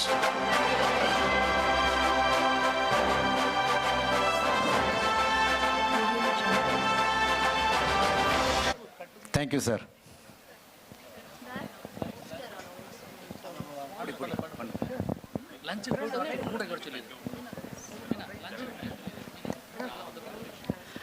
Kind attention, students. A small announcement. Post lunch, we are going to proceed with technical parallel session 1. Okay, as already communicated, the first batch of poster students can mount their posters in the board which are placed outside. And regarding oral session, oral presentation, there is going to be, there will be 30 papers, 15 papers in the main hall and 15 in the parallel hall. Hope the list of students are with the coordinators. So if you have any doubt, you can contact me or Dr. Kumar at reception desk. Thank you. So students, you are requested to assemble after lunch by 3:10. So kindly make a note. By 3:10, you can assemble in the main hall, and students who have the session in parallel hall also, you can contact Dr. Kumar and Dr. Praveena for your slot.